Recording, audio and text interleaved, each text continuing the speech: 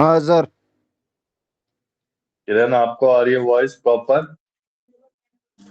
हाँ जी।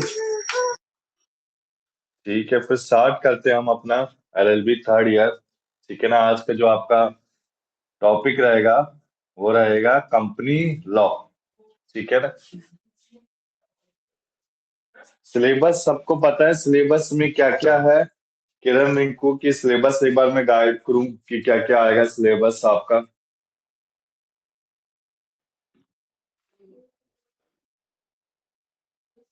बोलो रिंकू, चेतन, रिंकू, रिंकू। सर मैंने तो अभी किताब लेके आया नहीं सर मैं। अच्छा, किताब लेके नहीं है। बता दो रुको सर। मैं हाँ, मैं बता देता हूँ बेटा, एक मिनट। और सेकेंड ईयर का कैसा रिजल्ट रहा था सबका? सर मेरी तो एक में बैक है इस बार। किसमें बैक है बेटा? कॉन्ट्रैक्ट में। और आपकी किधर? सीपीसी। अच्छा, सिविल प्रोसीजर कोड। ठीक है। देखो आप, मैं स्क्रीन शेयर कर रहा हूँ। आपका जो सिलेबस है 5 मिनट ये करके फिर स्टार्ट करते हैं अपना टॉपिक। एलएलबी थर्ड ईयर है। ठीक है ना। तो सिलेबस दिख रहा है स्क्रीन में सबको?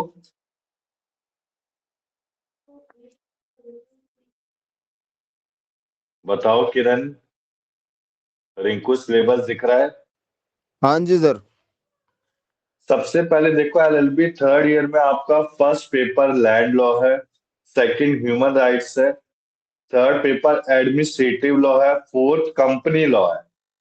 सो मैं ऐसे बोल सकता हूँ कि पेपर 4, पेपर 5, पेपर 6 इजी है। क्लियर है यहाँ तक? लेबर लॉ में बेटा आप industrial dispute act, trade union act, ये सब पढ़ेंगे।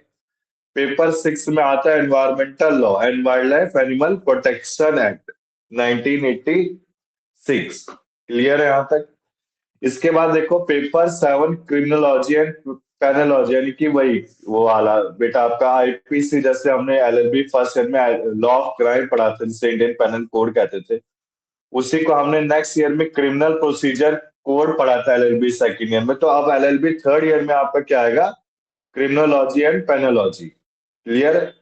फिर लास्ट बेटा पेपर 8 में आपका चॉइस है, जैसे हमने एलएलबी सेकंड ईयर में इंसॉल्वेंसी टैक्सेशन लॉ में आपका ऑप्शनल सब्जेक्ट था, तो पेपर 8 भी आपका ऑप्शनल। क्लियर है रिंकू, किरण, ये आपको सिलेबस? हाँ जी सर। तो मैं स्टार्ट करता हूं अपना आज का लेक्चर। आज का लेक्चर हमारा किस पे रहेगा? कंपनी लॉ पे रहेगा। क्लियर है यहाँ तक? सो कंपनी लॉ में हमें क्या क्या पढ़ना है, देखो आप, मैं दिखा देता हूँ एक मिनट कंपनी लॉ में हमें क्या क्या पढ़ना है। सबसे पहले आपको कंपनी लॉ में पढ़ना है शेयर्स के बारे में, डिवेंचर्स के बारे में। इसके बाद देखो मीटिंग कैसे होती है, एडमिनिस्ट्रेशन कैसे होता है कंपनी का, memorandum of association, article of association क्या होता है कंपनी में, टाइप्स ऑफ कंपनीज क्या होती है। तो ये किसी को आइडिया है बेटा एमओए एओ के बारे में? बताओ रिंकू, किरण, आइडिया कुछ?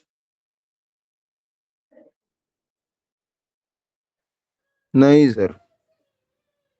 नहीं है ना? तो देखो मैं बोल देता हूँ आपको। कंपनी लॉ में मैंने समझा दिया क्या क्या पढ़ना है। कंपनी लॉ में आपको इनकॉर्पोरेशन कैसे होती है, टाइप्स ऑफ कंपनी, इसके बाद इसके इनकॉर्पोरेशन के स्टेज क्या है, article of association, memorandum of association, prospectus क्या होता है, इसके बाद शेयर, डिवेंचर, शेयर्स का फोर फीचर, मेंबरशिप, ऑडिटर कैसे अपॉइंट होते हैं, कितनी तरह की मीटिंग होती है, annual general meeting, extra ordinary general meeting. इसके बाद लास्ट आता है बेटा आपका मिस मैनेजमेंट में क्या करा जाता है, वाइंडिंग अप, कंपनी को क्लोज करना। तो बेसिकली हम कंपनी लॉ में क्या पढ़ेंगे, डिटेल पढ़ेंगे कि कंपनी लॉ का फॉर्मेशन कैसे होता है और उसका वाइंडिंग अप कैसा होता है। इसमें हम काफी सारी चीजें को गो थ्रू करेंगे, जैसे कि आपका टाइप्स ऑफ कंपनी क्या होता है, एमओई क्या होता है, एओई क्या होता है, शेयर्स क्या होते हैं, डिवेंचर्स क्या होते हैं। क्लियर है बेटा किरण और रिंकू? आगे चले हम, अब स्टार्ट करें आज का लेक्चर अपना। हाँ सर। तो बेटा देखो मैंने नोट्स प्रिपेयर कर रखे हैं आपके इस बार के सिलेबस के। ठीक है ना। एक मिनट बस स्टार्ट करते हैं हम। एक मिनट बेटा।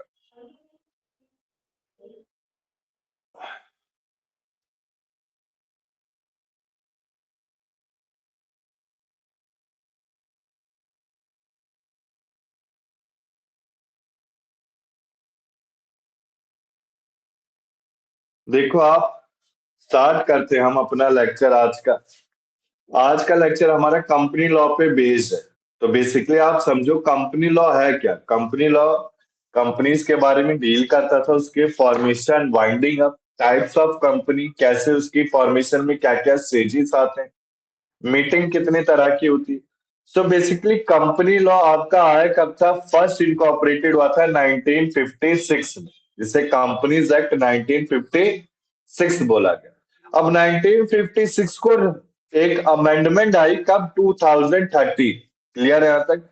सो मुझसे कोई पूछे कि कंपनी लॉ कब आया गया, तो मैं क्या कहूंगा उसे, 1956 में आया था। 1956 के बाद कब स्टार्ट किया गया, 2030। क्लियर है बेटा, चले आगे हम। बताओ बेटा, किरण।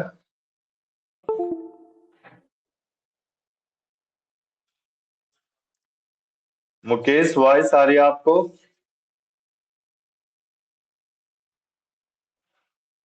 चलो सर, करो आगे। तो बेसिकली कंपनीज एक्ट आपसे कोई पूछे तो आप क्या कहेंगे, बेसिकली कंपनीज एक्ट 1956 में आया था, इसे अमेंडमेंट करके 2013 में अमेंड किया गया, यानी कि चेंजेस। लॉ में हमने पढ़ा था कि हमारे लॉ में अमेंडमेंट्स होते हैं जिसे चेंजेस कहा जाता है। ठीक है। सो बेसिकली कंपनी होता क्या, ये सारे ऑथर्स के नेम है, इसको एक बार पढ़ लेते हैं, ऊपर से पढ़ेंगे हम। कि कंपनी एक एसोसिएशन ऑफ पर्सन है जो यूनाइटेड किया जाता है कॉमन ऑब्जेक्ट के लिए।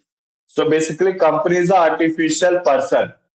आर्टिफिशियल पर्सन कहने का मतलब है मैं उसे देख सकता हूँ, मतलब उसे टच नहीं कर सकता हूँ। ठीक है ना। उस वो सारे एक नेचुरल पर्सन की तरह काम करेगा, बट उसे टच नहीं किया जा सकता है कंपनी को।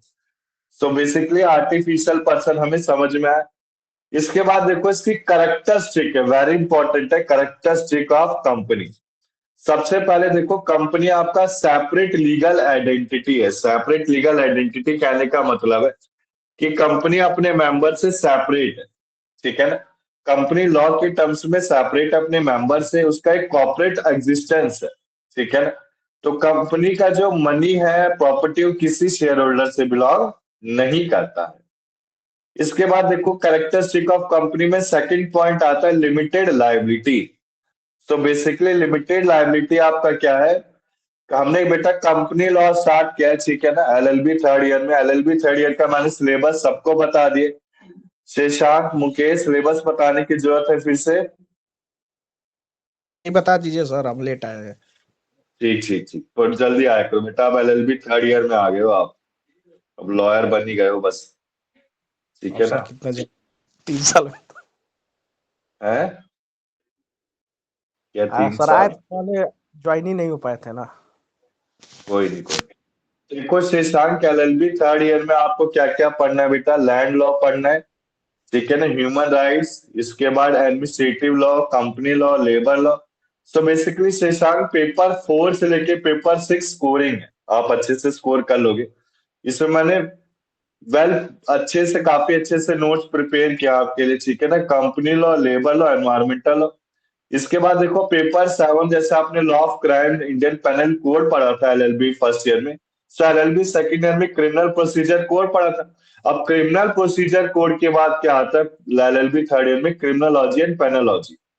फिर बेटा पेपर 8 में आपका वो है ऑप्शनल है, तो इसमें हम ऑप्शनल देख लेंगे।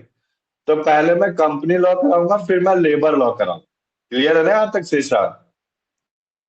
ठीक है सर। कंपनी लॉ इंपॉर्टेंट है बेटा, आप लॉयर बनने वाले तो आपको पता होनी चाहिए कंपनी क्या होती है। बेसिकली कंपनी लॉ में हम क्या क्या पढ़ेंगे, कंपनी कितने तरह की होती है, कंपनी की फॉर्मेशन क्या होती है, कंपनी वाइंड अप, बंद कैसे की जाती है, कंपनी में मीटिंग कितनी होती है। ठीक है ना। तो देखो हमने कंपनी लॉ स्टार्ट किया था। कंपनी लॉ में हमने क्या पढ़ा था, देखो आप, बेसिकली कंपनी लॉ में हमने ये पढ़ा था, देखो सबसे पहले कंपनी लॉ को किस एक्ट के थ्रू पास किया गया था, 1956। सो 1956 अमेंड कर दिया गया था, कब? 2013। क्लियर है यहाँ तक? तो अगर आपसे कोई पूछे कि कंपनी लॉ किस एक्ट के अंडर हम पढ़ते, तो कंपनीज एक्ट 2013। पहले वो 1956 था, ठीक है ना? उसमें कुछ अमेंडमेंट किए गए थे। अमेंडमेंट कहने का मतलब है सेक्शन को बदल दिया गया था और कुछ कंटेंट वही था, बस सेक्शन बदल दिए गए थे। इसके बाद देखो कंपनी के बारे में हमने पढ़ा। कंपनी एक आर्टिफिशियल पर्सन है, जो एसोसिएशन ऑफ पर्सन है। अब आर्टिफिशियल पर्सन कहने का मतलब है जो लॉ के टर्म्स में इंटेंजिबल है, इनविजिबल है, जिसे छुआ या देखा नहीं जा सकता। इसके बाद देखो company formed and registered under the act और एग्जिस्टिंग कंपनी। कहने का मतलब है कंपनी जो किसके अंडर रजिस्टर्ड है, कंपनीज एक्ट 2013। सो बेसिकली मुझे अगर शशांक कंपनीज को रजिस्टर कराना होता है तो मैं एमसीए की साइट में जाता हूँ। एमसीए की साइट कौन रेगुलेट करता है? रजिस्ट्रार ऑफ कंपनीज रेगुलेट करता है, ठीक है ना? एमसीए क्या होता है? Ministry of corporate affair. यही कंपनी का फॉर्मेशन भी करेगा और कंपनी को बंद भी करेगा। MCA www.mca.gov.in।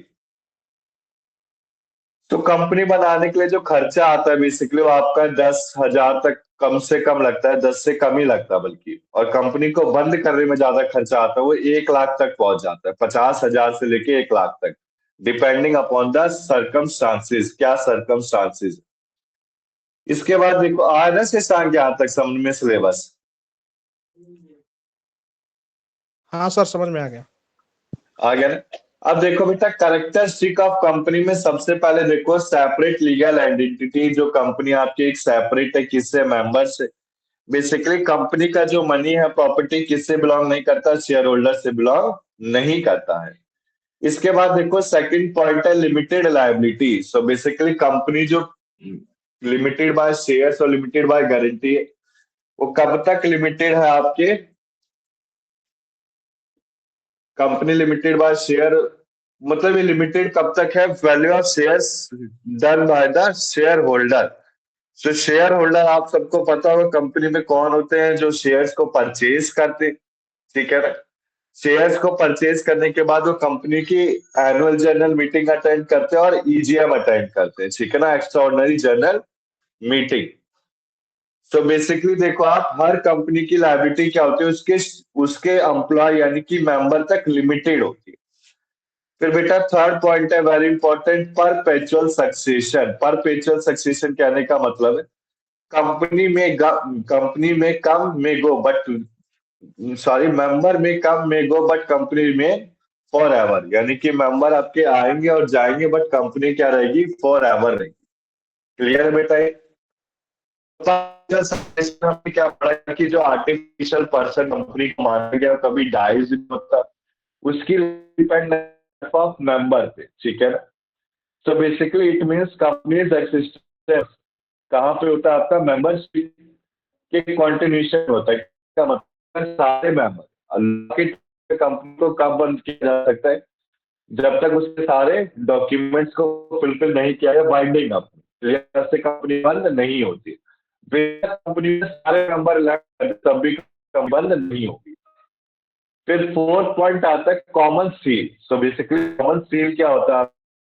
कंपनी का सिग्नेचर और एक तरह से उसका नेम, जैसे हम अपनी साइन करते तो ऑथराइज सिग्नेचरी देते हैं, विद डेट के साथ देते हैं, ठीक है ना? जिसे सेल्फ अटैच डॉक्यूमेंट कहा जाता है।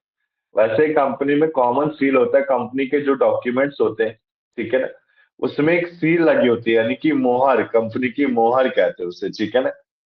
सो बेसिकली देखो आप the common seal act as a official signature of the company, ठीक है ना? कॉमन सील को क्या माना जाता है? Official signature of the company. Devendra, Seema, voice आ रही है आपको? Sir good morning sir. Good morning बेटा। क्या सीमा, पढ़ा रहे हैं वॉइस सर आ आज? रही है आपको? आज बेटा हम कंपनी लॉ स्टार्ट किए हैं। देखो आप, मैं सिलेबस थोड़ा हाँ जल्दी ज्वाइन हुआ करो यार, अब तो ठंड भी इतनी नहीं हाँ होती। हाँ हाँ, ठीक है सर। जल्दी, ठीक है ना? मैं दिखा देता हूँ ये सिलेबस एक बार। पेपर 1 जी। पेपर 2 ये सारे आपको पढ़ने बेटा। अच्छा पिछली बार किसी की बैग तो नहीं आई थी ना आप में से किसी? नहीं, हमारी तो नहीं आई थी सर, किसी किसी और की आई होगी। सीमा आपकी बैग आई थी पिछली बार? नहीं, उनकी कैसे बाइक आएगी, वो तो टॉपर में से एक है सर। ठीक है, ठीक है। तो देखो, कंपनी लॉ हमने स्टार्ट किया है। ठीक है ना, कंपनी लॉ आपको बताने चाहिए, आप एडवोकेट बनने वाले हो, कि कंपनी लॉ में कंपनी की फॉर्मेशन कैसे होती है, वाइंडिंग अप कैसे होती है, मीटिंग कितनी होती है कंपनी में। ठीक है ना। तो कंपनी लॉ में हमने अभी तक क्या क्या पढ़ा है, देखो आप। हमने कंपनी लॉ में पढ़ा है, देखो आप, जैसे कि कंपनीज को लाने से पहले कंपनीज एक्ट 1956 आया, इसको बदल के अमेंड करके 2013 किया गया। ठीक है ना। तो 2013 में बेसिकली अमेंडमेंट आया, यानी कि चेंजेस आए कंपनी के बारे में। बेसिकली जब कोई लॉ अमेंड किया जाता है, आप लॉयर बनने वाले, तो लॉ जो अमेंडमेंट है ना, वो बस सेक्शन में होता है, कंटेंट में नहीं होता। कंटेंट कहने का मतलब है, जैसे कि आपका बायबैक ऑफ शेयर था, ठीक है ना, ये कंपनीज एक्ट का पार्ट है। तो बायबैक पहले 1956 में सेक्शन 77A में था, और नए कंपनी एक्ट 2013 में कितने में आ गया, वो 68 में आ गया।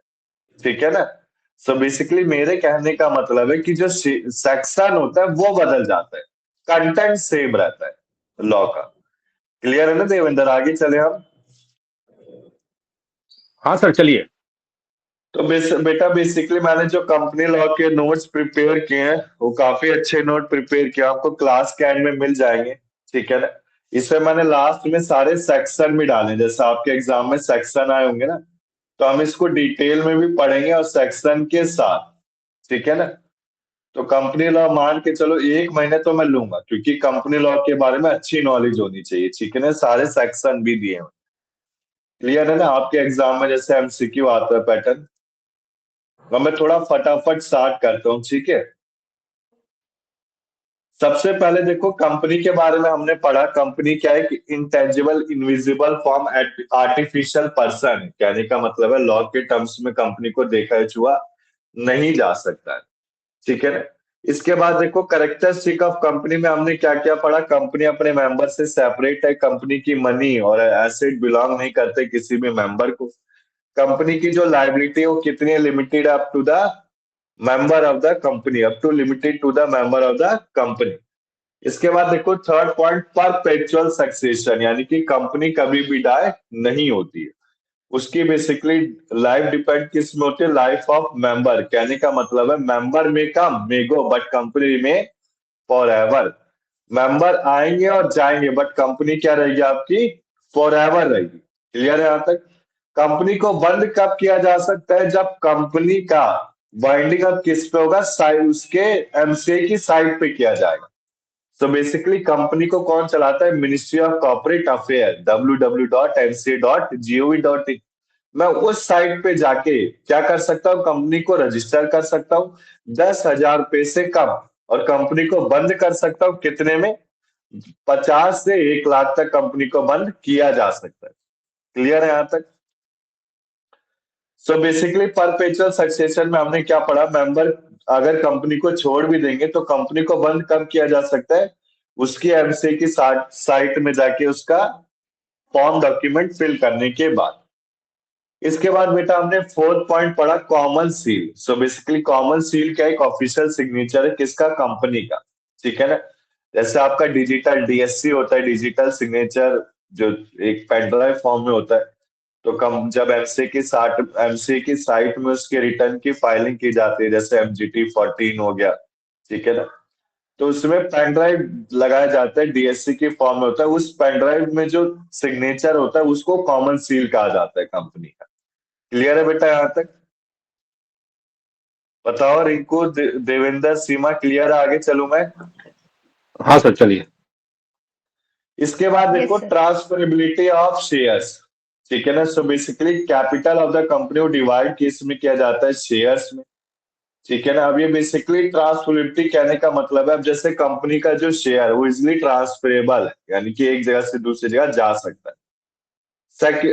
इसके बाद का पॉइंट क्या कहता है, separate property. So basically company एक लीगल पर्सन होता है जो डिस्ट्रिक्ट है, कहां से, उसके मेंबर से। सारे के सारे कैपिटल एसेट किससे कंट्रीब्यूट किए जाते हैं, शेयर होल्डर से। वो बेसिकली प्राइवेट या जॉइंट ओनर ऑफ प्रॉपर्टी नहीं है। इसके बाद देखो, sue, what is the meaning of sue. बताओ बेटा रिंकू, स्यू का मतलब क्या होता है।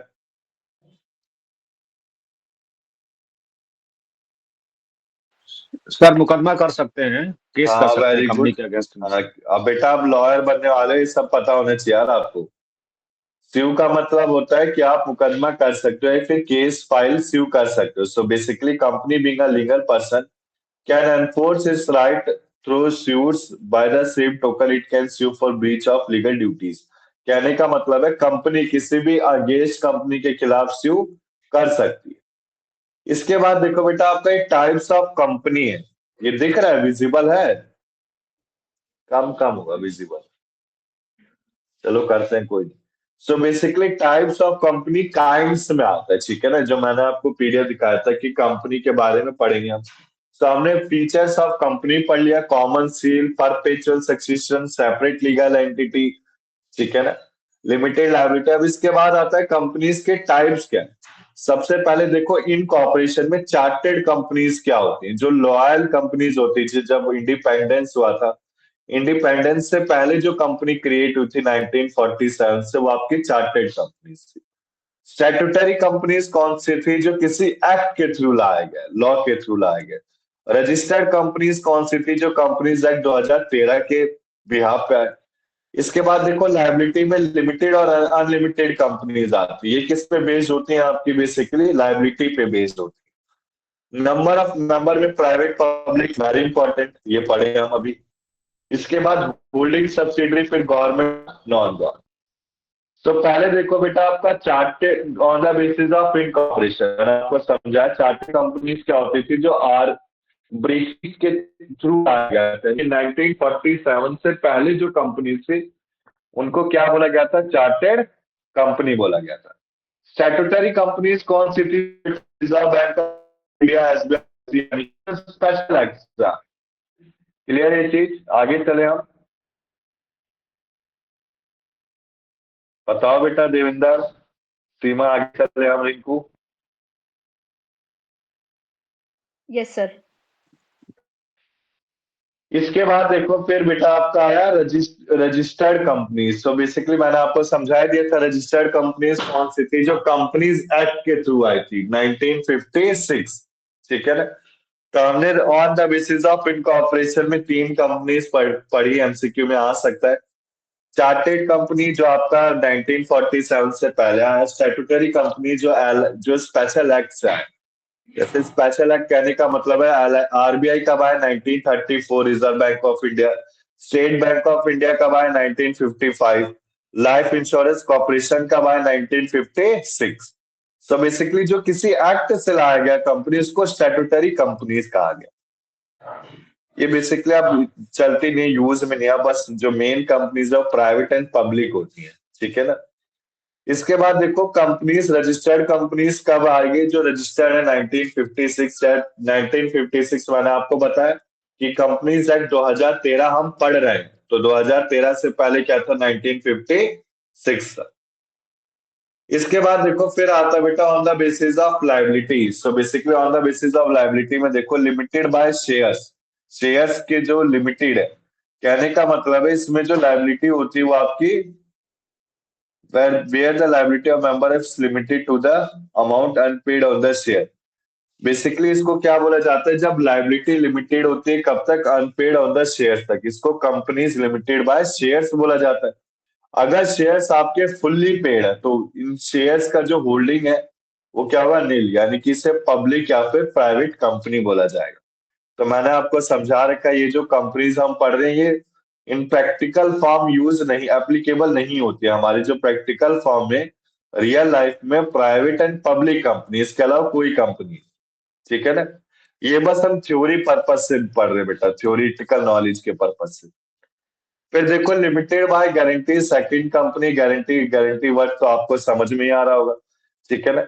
जहां लायबिलिटी ऑफ मेंबर कंपनी की लिमिटेड होती है, fixed amount which the member undertake to contribute to the asset of company in the event of being wound up, this company is called company limited by guarantee। कहने का मतलब है company जब बंद होने वाली होती है तो उसके एसेट को रियलाइज किया जाता है, रियलाइज यानी कि सेल कर। तो सेल करते समय कहा जाता, मतलब कंपनी लिमिटेड बाय गारंटी में ये कहा गया कि कंपनी जब वाइंड अप होगी तो उसके एसेट को जब रियलाइज किया जाएगा तो एक लिमिटेड गारंटी दी जाती है क्या इतने अमाउंट में उस एसेट को सेल किया जाएगा, उसको क्या बोला जाता है, company limited by guarantee. So basically ये कंपनी फॉर्म नहीं होती for the purpose of profit, ये बेसिकली आर्ट साइंस चैरिटी या सिमिलर पर्पस के लिए होता है, इनमें कोई शेयर कैपिटल नहीं होता है।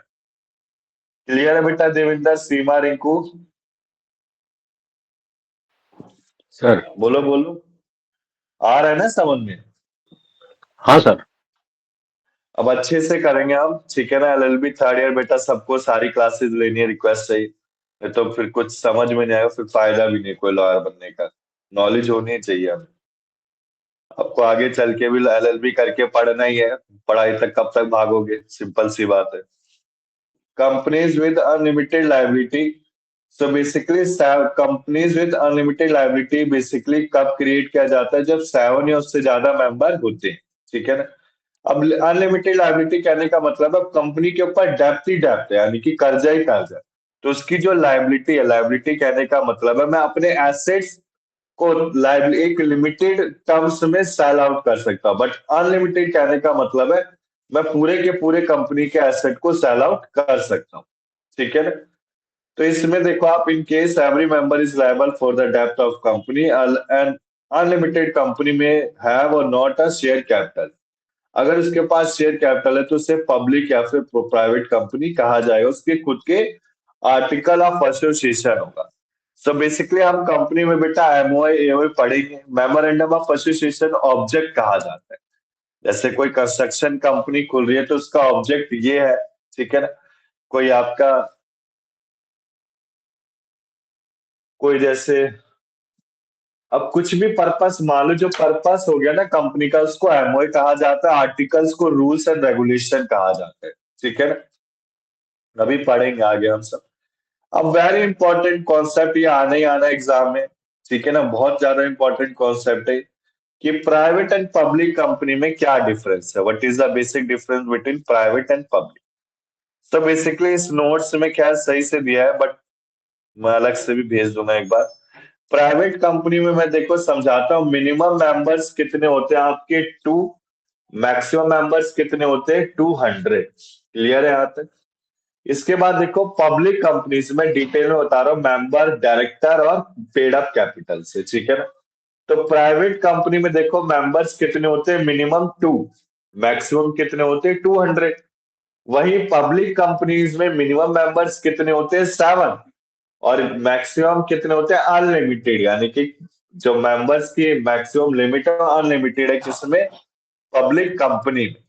क्लियर है यहाँ तक? इसके बाद देखो आप, फिर आता है आपका डायरेक्टर। अब डायरेक्टर में क्या पढ़ेंगे आप, प्राइवेट कंपनी में कितने डायरेक्टर होते हैं 2 और पब्लिक कंपनी में कितने डायरेक्टर होते हैं 3। क्लियर है यहाँ तक?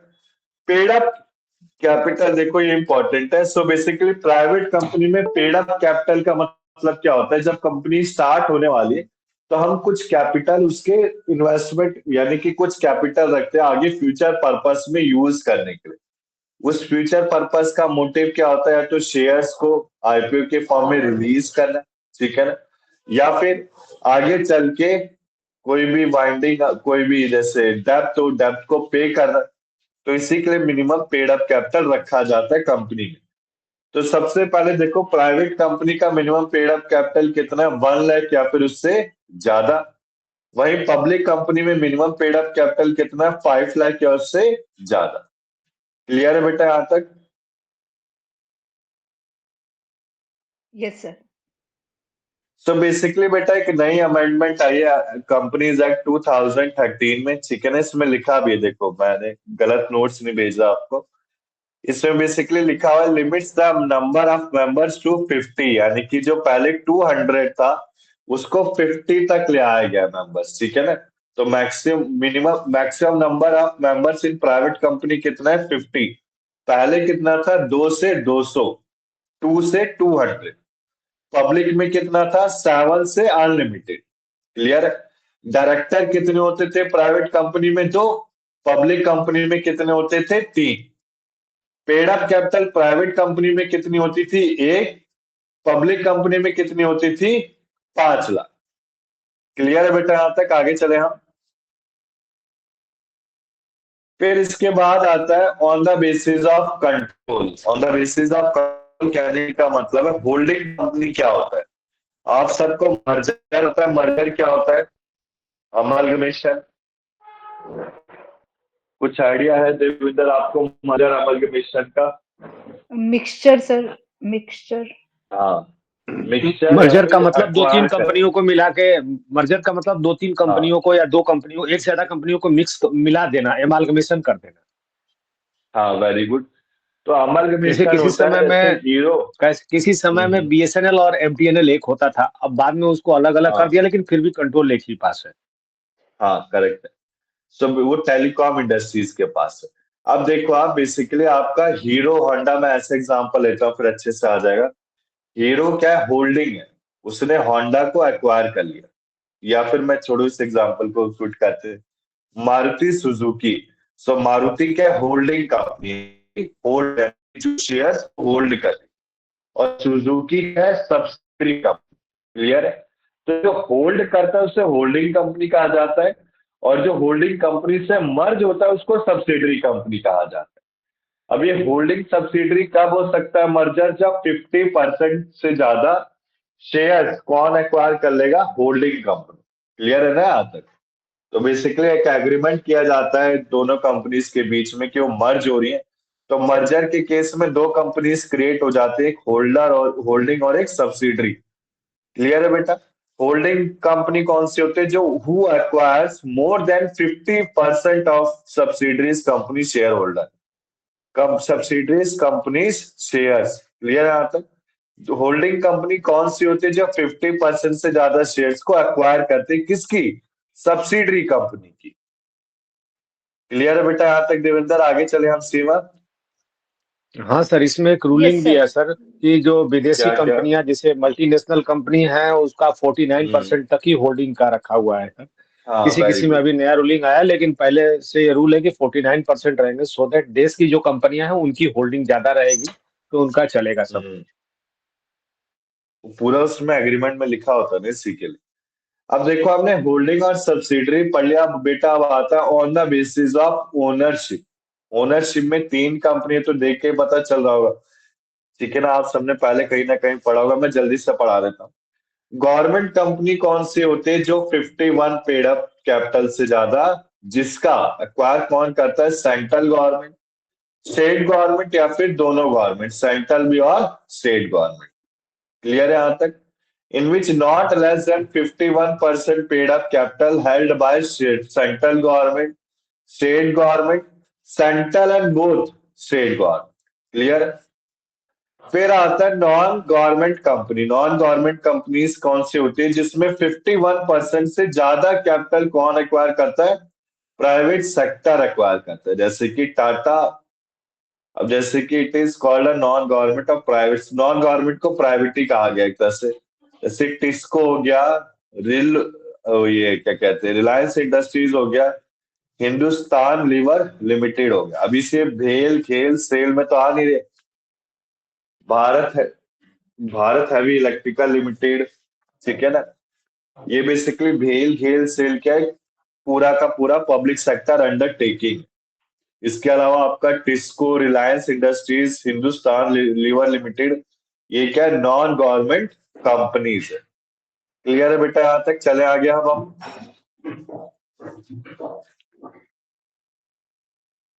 Yes sir. इसके बाद देखो फिर आता है आपका foreign company. So basically foreign company क्या होता है? ये भी सेम वही कॉन्सेप्ट है। मिनिमम 50% पेड अप कौन एक्वायर करता है? Paid up capital, foreign company. ठीक है ना?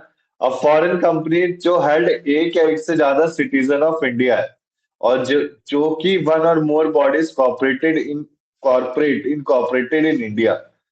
सो बेसिकली इनका प्रोविजन क्या है? कि इंडियन कंपनी है, ठीक है ना? तो हमने क्या पढ़ा कि कंपनी जो आउटसाइड इंडिया है, जो भारत में नहीं है, भारत के बाहर, और जिसका प्लेस ऑफ बिजनेस का इंडिया है, जिसके minimum 50% of paid up capital held किससे हो रही है? वन और मोर सिटीजन ऑफ इंडिया। जैसे कि हमारी प्राइवेट कंपनी रिलायंस कंपनी, ठीक है ना? अब रिलायंस इंडस्ट्रीज इंडिया में तो सेटल है ही, इंडिया के बाहर वो अपनी ब्रांच को फॉरेन में सेटल कर, तो बेसिकली जो उसने फॉरेन में सेटल किया हुआ उसे क्या बोला जाएगा? फॉरेन कंपनी बोला जाएगा। क्लियर है बेटा? आगे चले अब हम।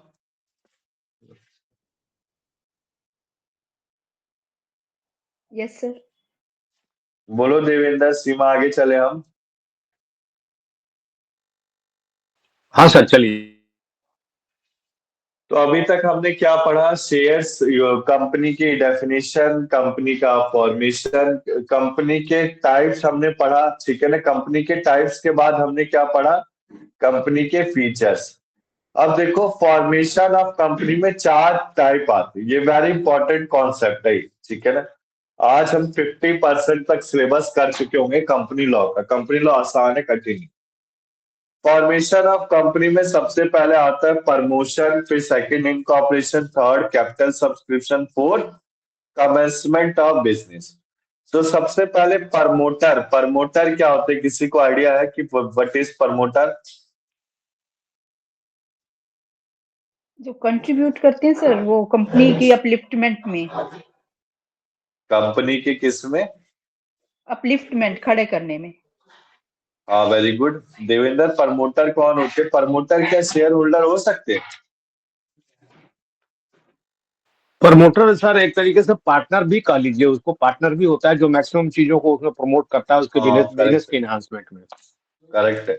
तो प्रमोटर से हम क्या समझते हैं बेटा? वो एम्प्लॉय भी हो सकता है, शेयर होल्डर भी हो सकता है, डायरेक्टर भी हो सकता है, ठीक है ना।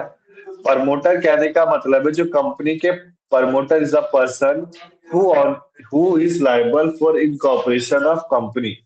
प्रमोटर क्या एक पर्सन है जो कंपनी के इनकॉर्पोरेशन में योगदान देता है, यानी कि सपोर्ट करता है। सो बेसिकली देखो, प्रमोशन, प्रमोशन कहने का मतलब है जो प्रमोशन कौन करता है? प्रमोटर का। अब इधर बेटा देखो, आप नीचे एक डेफिनेशन में दे रखा है, स्क्रीन में आपको दिख रहा होगा। प्रमोटर कौन होता है? एक पर्सन होता है जो प्रिलिमिनरी वर्क करता है। प्रिलिमिनरी वर्क क्या होते हैं? Work which is done before the incorporation of company, ठीक है ना। अब प्रिलिमिनरी वर्क में क्या क्या आता है? मेमोरेंडम ऑफ एसोसिएशन की फीस भरना, एओ की फीस भरना, लीगल फीस भरना। अब डॉक्यूमेंट हम भर रहे हैं तो लीगल फीस तो कराएंगे ना। कंपनी का रजिस्ट्रेशन किसी प्लेस में, क्लियर है ना यहाँ तक? सिन लेना, कॉर्पोरेट आइडेंटिफिकेशन नंबर एक्वायर करना, वो सब एमसी की साइट में होता है। बट सारे जो प्रिलिमिनरी वर्क है वो सारे के सारे वर्क कौन करता है? प्रमोटर करता है। प्रिलिमिनरी हमने पढ़ लिया जो स्टार्टिंग से वर्क होते हैं। तो सबसे पहला स्टेप है देखो, promotion. Promotion is the first step in formation of company, ठीक है ना। अभी करता कौन है? प्रमोटर करता है। ये बेसिकली स्टेज कवर करता है सारे के सारे preliminary steps incidental to formation of company. It covers the question whether it should be the private और पब्लिक कंपनी। मतलब ये जो प्रमोशन है क्या क्या क्वेश्चन अराइज करता है कि बताना पड़ता है कि प्राइवेट कंपनी है, पब्लिक कंपनी है, किस तरह का बिजनेस कंपनी स्टार्ट कर रही है, क्या होने वाला है, क्या कैपिटल होगा। क्लियर है यहाँ तक? फिर लास्ट में देखो, लास्ट पॉइंट क्या कह रहा है? Promotion begins with the conception of idea. यानी कि मेरे दिमाग में है, हाँ मुझे एक कंपनी को तैयार करना है और कंपनी बनानी है, तो प्रमोशन मेरे सबसे पहले जो माइंड में है वो प्रमोशन है, ठीक है ना।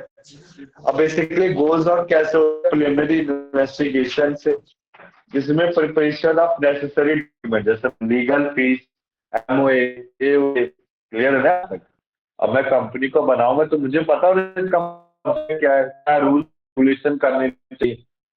तो सारे के सारे ऑब्जेक्ट के साथ एमओए में आते हैं, सारे सारे रूल्स एंड रेगुलेशन के साथ ये आता है आर्टिकल ऑफ एसोसिएशन में आते हैं। इसके बाद देखो, प्रमोटर एक पर्सन होता है जो एक कंपनी वर्क को स्टार्ट करने में योगदान देता है, हमने पढ़ लिया, ठीक है ना। इसके बाद देखो बेटा, इसके कुछ फंक्शन है, इसको जल्दी जल्दी पढ़ते हैं, ठीक है ना। सबसे पहले प्लानिंग। हम प्रमोशन कर रहे हैं, मतलब कंपनी को तैयार कर रहे हैं, तो उसमें हमें पता होना चाहिए कि हमारी क्या प्लान होनी चाहिए। नॉर्म कल्चर बेसिकली कंपनी का क्या नाम होगा, मिशन होगा, ठीक है ना। डॉक्यूमेंट प्रिपेयर करना। देखो डॉक्यूमेंट्स में साफ साफ लिखा हुआ है कि प्रमोटर के पास एक्सपर्ट के साथ, ठीक है ना। कैपिटल का अरेंजमेंट होना चाहिए, कैपिटल मैंने बताया, कैपिटल से हम क्या क्या कर सकते हैं, शेयर्स को परचेज कर सकते हैं, प्रमोटर को सैलरी देना होता है, वो कैपिटल में ही आता है, ठीक है ना। कोई कंपनी अगर स्टार्ट करता है तो अपनी कैपिटल को अलग से रखता है कि जिससे कि उसमें फीस दे सके, ठीक है ना। एम्प्लॉयज की सैलरीज हो गया, वो भी कैपिटल के बिहाफ पे होता है। जैसे हम किसी कंपनी में काम करते हैं, जो प्रॉफिट होता है सारा का सारा किस में जाता है, कैपिटल, ठीक है ना। इसके बाद डायरेक्टर कितने होने चाहिए, basically they are 4 types of director, हम एनुअल जनरल मीटिंग में पढ़ेंगे। Whole time director, executive director, non executive director और इंडिपेंडेंट डायरेक्टर, ठीक है ना। अभी पढ़ेंगे आगे चल के सब हम। इसके बाद उसकी अपॉइंटमेंट कैसे होगी, ठीक है ना। मिसलेनियस खर्चे में देखो, मिसलेनियस खर्चे में क्या है, आरओसी मैंने आपको बताया, जैसे मैंने एमसीए में अपलोड कर दिया अपनी कंपनी की सारी डिटेल। अब एमसीए में एक मेरे पास एक एप्लीकेशन नंबर आता है, उस एप्लीकेशन नंबर को मुझे किसके पास ले जाना पड़ेगा, आरओसी के पास। आरओसी क्या होता है, रजिस्ट्रार ऑफ कंपनीज होता है, ठीक है ना। तो आरओसी क्या करता है, आरओसी हमारे जो कंपनी है उसको वैलिड करता है कि हाँ कंपनी वैलिड है, इसको हम चला सकते हैं। इसके बाद देखो बेटा, सेकंड पॉइंट आता है आपका इनकॉर्पोरेशन। सो बेसिकली इनकॉर्पोरेशन, हमने प्रमोशन क्लियर है सबको, प्रमोशन में डाउट है किसी को, बताओ देवेंद्र, सीमा, डाउट है रिंकू किसी को? No sir. इसके बाद देखो, इनकॉर्पोरेशन क्या एक सेकंड स्टेज है, किसमें, फॉर्मेशन ऑफ कंपनी। तो बेटा हमने क्या क्या, देखो मैं एक बार फिर से बताता हूँ। जब कंपनी को स्टार्ट किया जाता है तो प्रमोटर स्टार्ट करता है, उसको इनकॉर्पोरेट करता है, इनकॉर्पोरेट करने के बाद उसमें पैसा लगाता है, फिर बिजनेस स्टार्ट कर देता है। तो इनकॉर्पोरेशन में देखो, आप सबसे पहले इनकॉर्पोरेशन में आते हैं। इनकॉर्पोरेशन क्या एक सेकंड स्टेज है आपकी कंपनी की फॉर्मेशन। सो बेसिकली कॉर्पोरेशन को स्टार्ट करने के लिए इनकॉर्पोरेशन कहा गया है, ठीक है ना। इसके बाद देखो, रजिस्ट्रेशन अप्लाई करने से पहले हमें देखो इसको समझना है। जैसे कि अब मैं कंपनी को स्टार्ट कर रहा हूं, जैसे आप सबने जीमेल आईडी क्रिएट किया होगा अपना, तो क्या जीमेल आईडी जैसे हम अपना नाम चाहते हैं, क्या वैसे नाम का जीमेल आईडी क्रिएट होता है, बट वो कहीं एग्जिस्टिंग नेम ना हो, ठीक है ना। अगर एग्जिस्टिंग नेम पाएंगे तो हम अपनी इच्छा के अनुसार नेम को क्रिएट नहीं कर सकते। सो सेम इसमें सेम की सेम बात कही गई कि जैसे हमें अपनी कंपनी का नेम डिसाइड करना है, तो नेम डिसाइड करने से पहले चेक करना हो कि परपोज नेम कहीं अप्रूव तो नहीं है, मतलब कहीं परपोज नेम आ तो नहीं रखा है, ठीक है ना। और वो कहाँ चेक करेंगे, आरओसी की साइट में, और वो अप्रूव होना चाहिए तभी कंपनी को स्टार्ट किया जा सकता है, ठीक है ना। इसके बाद देखो, रजिस्ट्रार में कुछ कुछ डॉक्यूमेंट देने होते हैं, जैसे कि आपका एमओए एओ देना पड़ता है, ठीक है ना। इसके बाद लिस्ट ऑफ पर्सन, कितने आप, कौन कौन डायरेक्टर होगा उसमें, कौन उनके रिटर्न कंसेंट, उनकी क्वालिफिकेशन, एक डिक्लेरेशन होना चाहिए, फॉर्मेलिटीज होना चाहिए, रजिस्ट्रेशन जो होना है जिसके लिए। इसके बाद 30 डेज, ठीक है ना, 30 डेज ऑफ इनकॉर्पोरेशन चाहिए, जिसमें एक नोटिस जाएगा किसके पास, registered office of the company shall given to the registrar. इसके बाद देखो, अगर रजिस्ट्रार सेटिस्फाइड है, ठीक है ना, तो वो क्या करेगा, एक सर्टिफिकेट ऑफ इनकॉर्पोरेशन जारी कर दे। क्लियर है यहाँ तक? तो हमने प्रमोटर में क्या पढ़ा, प्रमोटर में हम प्रमोशन में आइडिया लाते, प्रमोशन के बाद हम सारे डॉक्यूमेंट को किस में फिल करते हैं, आरओसी की साइट में फिल करते हैं, यानी आरओसी की साइट एमसीए की साइट में फिल करते हैं। एमसीए की साइट के बाद उसमें आप कुछ पैसा डालेंगे, ठीक है ना। बिजनेस को स्टार्ट करें तो पैसा तो डालोगे आप। अब पैसा कैसे डालते हैं, देखो, प्राइवेट और पब्लिक कंपनीज के पास शेयर कैपिटल नहीं होता, having no share capital can commence. कहने का मतलब है कि इनकॉर्पोरेशन के बाद, ठीक है ना, इनकॉर्पोरेशन मैंने कंपनी का किया तो मेरे पास शेयर्स होने चाहिए, तभी मैं इनकॉर्पोरेशन कर सकता हूँ, ठीक है। इसके बाद देखो, पब्लिक कंपनीज अपने कैपिटल को रेज कैसे कर सकती है, inviting the public to subscribe to its share capital. अब बेसिकली कैपिटल सब्सक्रिप्शन में क्या क्या स्टेजेस आते हैं इसको पढ़ना है। सबसे पहले सेबी का क्लियरेंस लेना, security exchange board of India. कहने का मतलब है मैं शेयर्स के लिए शेयर कैपिटल यानी पेड अप कैपिटल को बिजनेस में डाल रहा हूं तो एक सेबी का अप्रूवल होना चाहिए। इसके बाद underwriting, entering into an agreement with the underwriter. Underwriter कौन होता है बेटा, किसी को आइडिया है? सीमा देवेंद्र, अंडर राइटर का idea? What is underwriter? No sir. Devendra, आपको अंडर राइटर के बारे में कुछ पता हो? नहीं सर, आइडिया नहीं है सर। किरण, रिंकू, कुछ आइडिया अंडर राइटर के बारे में? नहीं सर। बेसिकली बेटा अंडर राइटर क्या होते हैं, जो शेयर्स और डिबेंचर, ठीक है ना, अंडर राइटर एक कमीशन लेते हैं। कहने का मतलब है कंपनी, जैसे अभी तो हमारे पास डीमैट अकाउंट है, हम डीमैट अकाउंट से शेयर्स को परचेज कर सकते हैं, सेल कर सकते हैं, जैसे कि शेयर खान, एंजल इन्वेस्टर, ठीक है ना।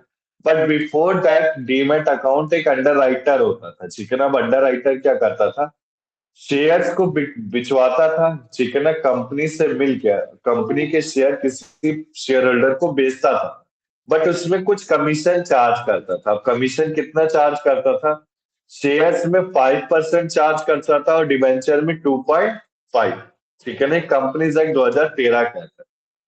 तो बेसिकली अगर हम एग्रीमेंट, कैपिटल सब्सक्रिप्शन के एग्रीमेंट में आ रहे कंपनी में, तो वो अंडर राइटर के साथ एक एग्रीमेंट होना चाहिए, ठीक है ना। अब ये एग्रीमेंट में क्या होना चाहिए, मैंने बता दिया, इसकी शेयर्स को सेल करेंगे तो 5% और डिबेंचर्स को सेल करेंगे तो नॉट लेस देन 2.5%। इसके बाद देखो स्टॉक एक्सचेंज में लिस्ट होना चाहिए, हमारे जो शेयर्स को मैं इश्यू करने वाला हूँ स्टॉक एक्सचेंज में मेरा लिस्ट होना चाहिए। इसके बाद देखो जो शेयर्स है वो एक प्रोस्पेक्टस के थ्रू आना चाहिए, ठीक है ना। Inviting public to subscribe to share capital through a prospectus. Prospectus, किसी को आइडिया क्या होता है प्रोस्पेक्टस? सर जिसके अंदर सारी डिटेल होती है ना कंपनी की। हाँ पढ़ा है बेटा, हमने एलएलबी सेकंड ईयर में ही पढ़ा था। सो बेसिकली प्रोस्पेक्टस में सारी कंपनी की डिटेल्स होती हैं, उसके नेम, ठीक है ना, कितने डायरेक्टर हैं, लोकेशन, एड्रेस, सब कुछ होता है। इसके बाद देखो allotment. What is the meaning of allotment? जब इशू होते होंगे सर शेयर्स। डिस्ट्रीब्यूट करना बेटा सीमा, ठीक है ना। अब शेयर्स, पहले मैंने प्रोस्पेक्टस, सबसे पहले देखो कंपनी में मैंने शेयर्स डाले, शेयर्स को रजिस्टर किया, ठीक है ना, स्टॉक एक्सचेंज में। स्टॉक एक्सचेंज में रजिस्टर करने के बाद शेयर्स को क्या करूंगा मैं, सब्सक्राइब करने के लिए भेजूंगा कि पब्लिक उसे प्रोस्पेक्टस के थ्रू देखे और शेयर्स को परचेज करे। फिर कंपनी नेक्स्ट स्टेप क्या करेगी, अलॉट करेगी। अलॉट यानी डिस्ट्रीब्यूशन करेगी, ठीक है ना, शेयर्स का डिस्ट्रीब्यूशन करा जाएगा। फिर देखो इसके बाद आता है बेटा आपका कमेंसमेंट ऑफ बिजनेस। क्लियर है आता है? तो बेसिकली आपके एमसीक्यू एग्जाम में क्वेश्चन आएगा, ठीक है ना। एमसीक्यू एग्जाम में क्वेश्चन क्या आएगा, कमेंसमेंट ऑफ बिजनेस से रिलेटेड होगा कि जो प्राइवेट कंपनी है वो सर्टिफिकेट ऑफ इनकॉर्पोरेशन के बाद बिजनेस स्टार्ट कर सकती है। बट पब्लिक कंपनी है तो सरकारी सरकारी डिपार्टमेंट देखेगा पब्लिक कंपनी को, तो public company commencement of business के साथ ही बिजनेस के बाद ही बिजनेस स्टार्ट कर सकती है। क्लियर है यहाँ तक? मेरे कहने का मतलब है कि जो प्राइवेट कंपनी वो 3 स्टेज को अगर फॉलो कर देगी 3 स्टेज को, तो उसके बाद क्या कर सकती है, वो रजिस्ट्रेशन, वो अपने बिजनेस को स्टार्ट कर सकती है। 3 स्टेज कौन से, प्रमोशन, इनकॉर्पोरेशन, कैपिटल सब्सक्रिप्शन।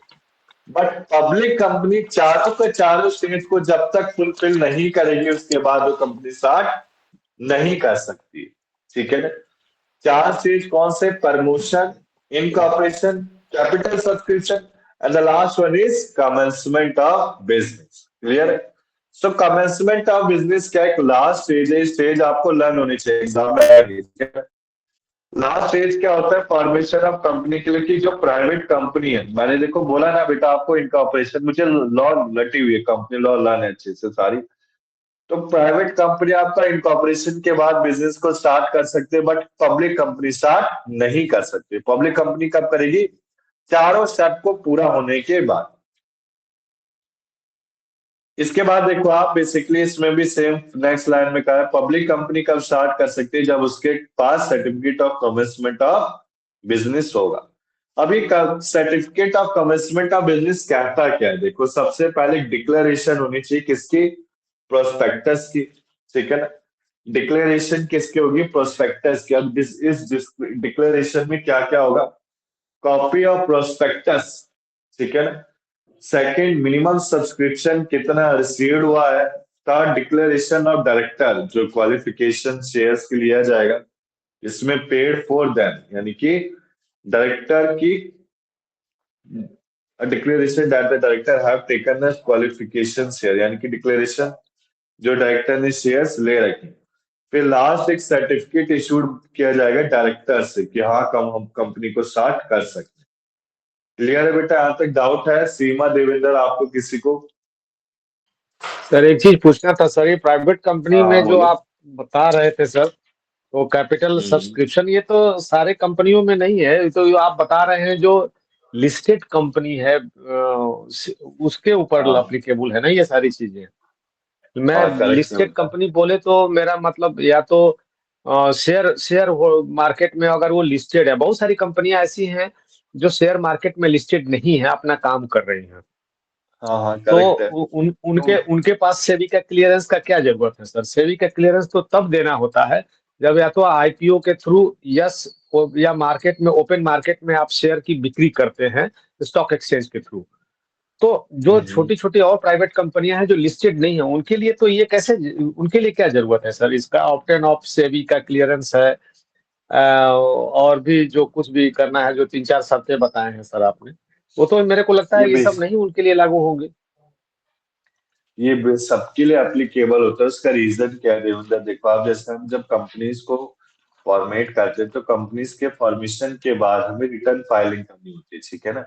अब रिटर्न फाइलिंग करने में क्या होता है, जैसे आपका MGT 14 जाता है, XBRL फाइलिंग होती है कंपनीज को, तो उसके लिए बेटा रजिस्ट्रेशन जरूरी है, ठीक है ना। नहीं, रजिस्ट्रेशन के लिए बिना मैं नहीं बोल रहा हूँ, रजिस्ट्रेशन के मेरा कहने का मतलब ये है कि सेबी से क्लियरेंस की जरूरत तो तब पड़ती है ना जब आप अपने शेयर को, जब आप ओपन मार्केट में ले आते हैं। अब मैं ये बता रहा स्टेप हूँ हम मेरे कह पास सकते हैं, ये स्टेप। हाँ हाँ। अब करेक्ट हम आपकी बात। पांच पार्टनर हैं, अभी मान लीजिए हमारा टर्नओवर केवल 15 करोड़ का या 20 करोड़ का या 100 करोड़ का है, तो उसको तो 5 बड़े बड़े पार्टनर चला सकते हैं, जैसे ईंट के भट्ठे चलाते हैं या और भी कुछ बड़े बड़े कंपनियां चला रही हैं, टाइल कंपनियां काम कर रही हैं, सिरेमिक टाइल्स बनाती हैं, ऐसी ऐसी कुछ बहुत सारी कंपनियां हैं जिनके मार्केट ओपन मार्केट में उनका शेयर नहीं आता है, तो उनको सेबी वाले इस प्रोसीजर से मुझे लगता है गुजरने की जरूरत तो नहीं पड़ती होगी। ये सेबी का जो प्रोसीजर आप कह रहे देवेंद्र, वो एकदम क्लियर है, ठीक है ना।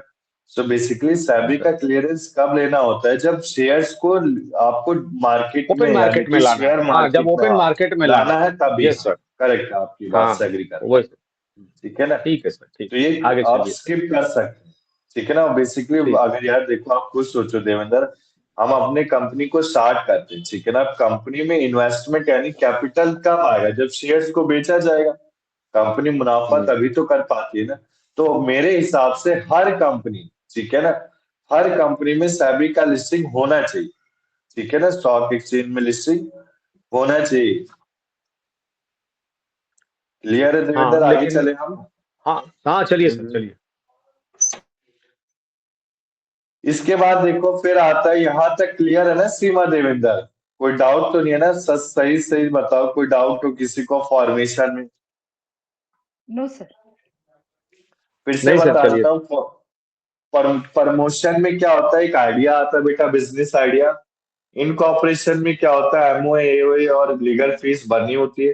कैपिटल सब्सक्रिप्शन में क्या होता है? सेबी से अप्रूवल लेना है, कैपिटल को फिर अलॉट करना है उस शेयर्स के लिए, ठीक है ना। फिर लास्ट में आता है कमेंसमेंट ऑफ बिजनेस। इसमें क्या होता है? डायरेक्टर का डिक्लेरेशन होता है, ठीक है ना। डिक्लेरेशन ऑफ डायरेक्टर, सारा का सारा डिक्लेरेशन किसके फॉर्म में? Copy of prospectus, minimum subscription received हुआ है, ठीक है ना। ये सारे किस में होता है? डायरेक्टर। इसके बाद देखो फिर आता है documents of company. So basically 3 documents of companies होते हैं। Memorandum of association, article of association और प्रोस्पेक्टस। सो मेमोरेंडम को क्या बोला जाता है? ऑब्जेक्ट, ठीक है ना। मेमोरेंडम में क्या आता है? कंपनी का ऑब्जेक्ट, किस बिहाफ पे कंपनी क्रिएट की जा रही है। ऐसे कोई सारे के सारे ऑब्जेक्ट बेटा जब हम रजिस्ट्रेशन कराते हैं ना एमसी की साइट, कंपनी को क्रिएट करते हैं, तो क्रिएशन के समय मेमोरेंडम ऑफ एसोसिएशन के साथ जो ऑब्जेक्ट है वो सारे आ जाते हैं, कि उसको सेक्शन 8 यानी चैरिटेबल ट्रस्ट के अंडर होना है। उसका ऑब्जेक्ट क्या है? कंस्ट्रक्शन है, ठीक है ना, माइनिंग है, इलेक्ट्रिसिटी है, पावर जनरेशन है। समझ रहे हो ना मेरी ये बात? तो मेमोरेंडम ऑफ एसोसिएशन में सारे के सारे क्या आ जाते हैं? ऑब्जेक्ट आ जाते हैं, ठीक है ना। इसके बाद देखो आर्टिकल ऑफ एसोसिएशन में क्या आते हैं? सारे के सारे रूल्स एंड रेगुलेशन आते हैं। फिर लास्ट में आता है आपका प्रोस्पेक्टस। प्रोस्पेक्टस क्या होता है? एक आपका जैसे प्रोस्पेक्टस सारी डिटेल बताता है कि कंपनी का एमओए क्या है, एओए क्या है, कितने नंबर ऑफ डायरेक्टर हैं, क्या लोकेशन ऑफ कंपनी है, क्या एड्रेस ऑफ कंपनी है, कंपनी का मेन मतलब ऑब्जेक्ट क्या है, कंपनी का नेम क्या है, proper name with director members. इसके बाद देखो मेमोरेंडम ऑफ एसोसिएशन हम करते हैं। सो बेसिकली एमओए का एक डॉक्यूमेंट है जो फंडामेंटल रूल्स को कंटेन करता है, ठीक है। इसमें सारी की सारी एक्टिविटीज आती है, किसकी? कंपनीज की आती है। So basically memorandum of association को क्या बोलेंगे? Chartered of company define the reason for existence, ठीक है ना। अब बेसिकली इसमें क्या क्या आता है? Area of operation of companies आता है, regulates the external affairs of company, it also define the scope of activities. So basically memorandum of association क्या क्या बताता है? कंपनी के चार्टेड के बारे में, यानी कि कंपनी का मेन ऑब्जेक्ट क्या है, उसका ऑपरेशन क्या है, एक्सटर्नल अफेयर ऑफ कंपनीज क्या क्या है, define the scope of activities क्या क्या है। क्लियर है बेटा? आगे चले हम।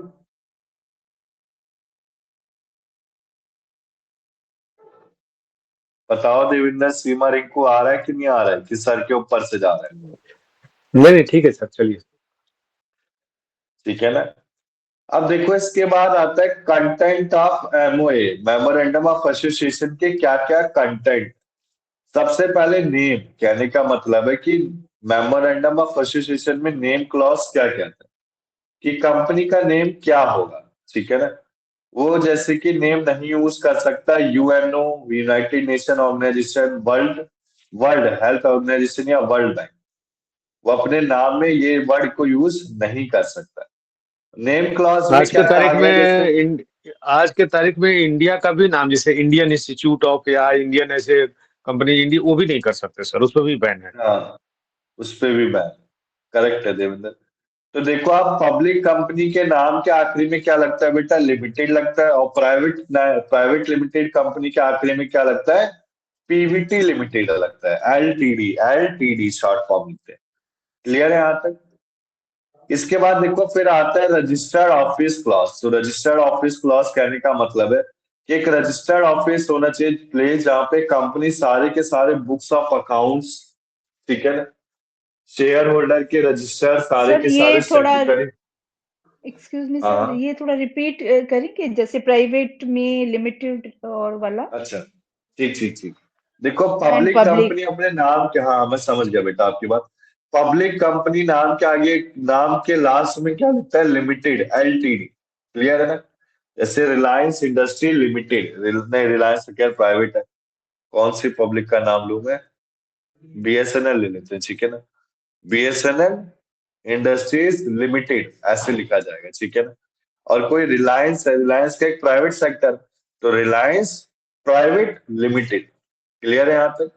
तो नेम क्लॉज में एमओए क्या कहता है? अगर कोई पब्लिक कंपनी है तो अपने नाम के आखिरी में क्या लिखेगा? लिमिटेड।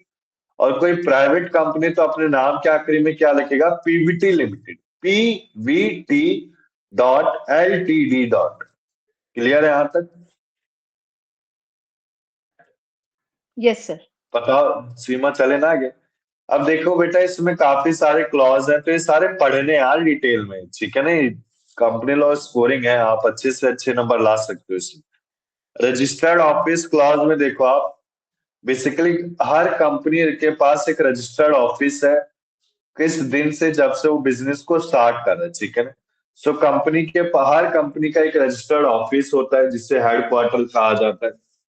सो बेसिकली इसमें क्या क्या होते हैं? सारे के सारे बुक्स ऑफ अकाउंट्स रखे जाते हैं। अब ये बुक्स ऑफ अकाउंट्स क्या होते हैं?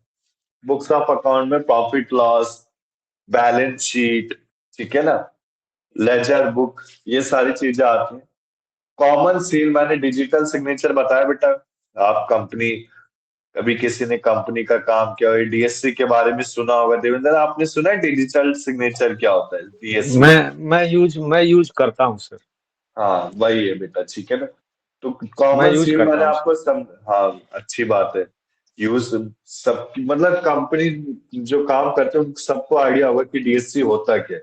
एक पेन ड्राइव फॉर्म होता है, उसमें हम यूज कर। हाँ मैं जिस कंपनी में काम करता हूँ sir, ministry of road and transport का एक कारपोरेट है सर। वो उसके दो कारपोरेट हैं। एक एनएचएआई है, हम्म, जो आप जान रहे हैं, जो हाईवे हम्म, बनाते हैं 20 लोकेशन में। और दूसरा हम्म, एनएचआईडीसीएल है, national highway and infrastructure development limited, जो आपको नॉर्थ ईस्ट में और जेएंडके में जो टनल्स और रोड्स बनाते हैं, वो कंपनी है। वो एक कारपोरेट लिमिटेड है, जो अब इसके बाद वो उसका उस कंपनी का प्रमोशन होगा तो नवरत्न में चली जाएगी। अभी ए स्टैंडर्ड की वो कंपनी है हमारी, जिसमें नर्मदा एनएचआईडीसीएल, जिसमें मिनी मैं रत्न, काम हाँ करता मैं समझ गया। समझ गया ना। हूँ, है ना सर। एनएच हाँ, तो बेसिकली इट एनएचआईडीसीएल इज है। अ और वो हाँ करेक्ट है हाँ हाँ, बेटा। ये it is a public public और public private public company. Enterprises है। हाँ, हाँ पब्लिक इंटरप्राइजेज है, गवर्नमेंट इंटरप्राइजेज है सर वो। सही है, अच्छी बात है। देखो आप फिर आगे चले हम देवेंद्र। तो बेसिकली देखो आप रजिस्टर्ड ऑफिस क्लॉज, ठीक है ना। हम लास्ट में क्लास के एंड में कुछ बातें करेंगे। 15 मिनट्स के लिए मैं बात रखूंगा, ठीक है ना। बोरिंग नहीं करेंगे लेक्चर को आज के हम। तो बेसिकली देखो रजिस्टर्ड ऑफिस क्लॉज में हमने पढ़ लिया कि एक रजिस्टर्ड ऑफिस एक प्लेस होता है जहाँ पे books of account, common seal, share holder register रखा जाता है, ठीक है ना। इसके बाद कंपनी इंटीमेट करती है, यानी कि इंफॉर्मेशन देती है location of registrar of company to the registrar. मैंने आपको बताया ना कि रजिस्ट्रार कौन होते हैं। जैसे हम सबसे पहले कंपनीज को स्टार्ट करने के लिए एमसी की साइट में रजिस्ट्रेशन करते हैं। रजिस्ट्रेशन करने के बाद उसी कंपनी के सारे जो एप्लीकेशन फॉर्म, जो डॉक्यूमेंट्स आते हैं किसमें हमें डालने होते हैं, रजिस्ट्रार, यानी कि रजिस्ट्रार में उसको सारी की सारी इंफॉर्मेशन आरओसी में देनी होती है। आरओसी यानी रजिस्ट्रार ऑफ कंपनीज में देनी होती है। कब? 30 दिनों के अंदर, यानी कि 1 महीने के अंदर इनकॉर्पोरेशन के बाद। इसके बाद बेटा फिर आता है आपका ऑब्जेक्ट क्लॉज। तो बेसिकली ऑब्जेक्ट क्लॉज क्या होता है? डिफाइन करता है, स्पेसिफाई करता है जिसके लिए कंपनी फॉर्म की गई है, ठीक है ना। ऑब्जेक्ट एक कंपनी के बारे में बताता है, सारे के सारे पॉसिबल टाइप्स ऑफ बिजनेस बताता है जो कंपनी एंगेज करेगी फ्यूचर, ठीक है ना। अब ये बेसिकली क्रेडिटर को बताता है कि कहाँ एक बेटर सेंस ऑफ सिक्योरिटी रखना है, ठीक है ना। सो ऑब्जेक्ट क्लॉज हमें पता है कंपनी के बारे में, ऑब्जेक्ट के बारे में बताएगा। कैपिटल क्लॉज बेटा आप सबको मैंने बता रखा है कि प्राइवेट कंपनी में कितना होता है 1 लाख, और पब्लिक कंपनी में कितना होता है 5 लाख, ठीक है। इसमें हाँ 5 लाख। तो बेसिकली ये क्लॉज क्या बताता है कि कैपिटल मैक्सिमम कितना रख सकती है कंपनी, ठीक है ना। प्राइवेट कंपनी कितना रखेगी? 1 लाख मिनिमम। पब्लिक कंपनी कितना रखेगी? मिनिमम 5 लाख, ठीक है। इसके बाद बेटा मैंने आपको minimum number of person member भी समझाया था, याद करो। प्राइवेट में 2 से 200 था, वो 200 को हटा के 50 कर दिया गया। पब्लिक में कितना था?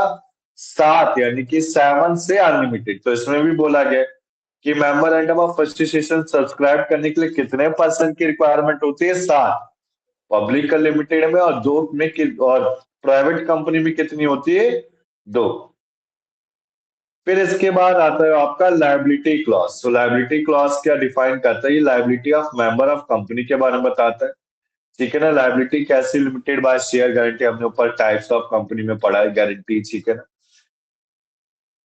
कि यानी कि कोई अनलिमिटेड लायबिलिटी है तो उसके पर्सनल एसेट तक यूज कर सकता है लायबिलिटी को। लायबिलिटी अगर गारंटी है तो कब तक? At the time of liquidation तक यूज कर सकता है।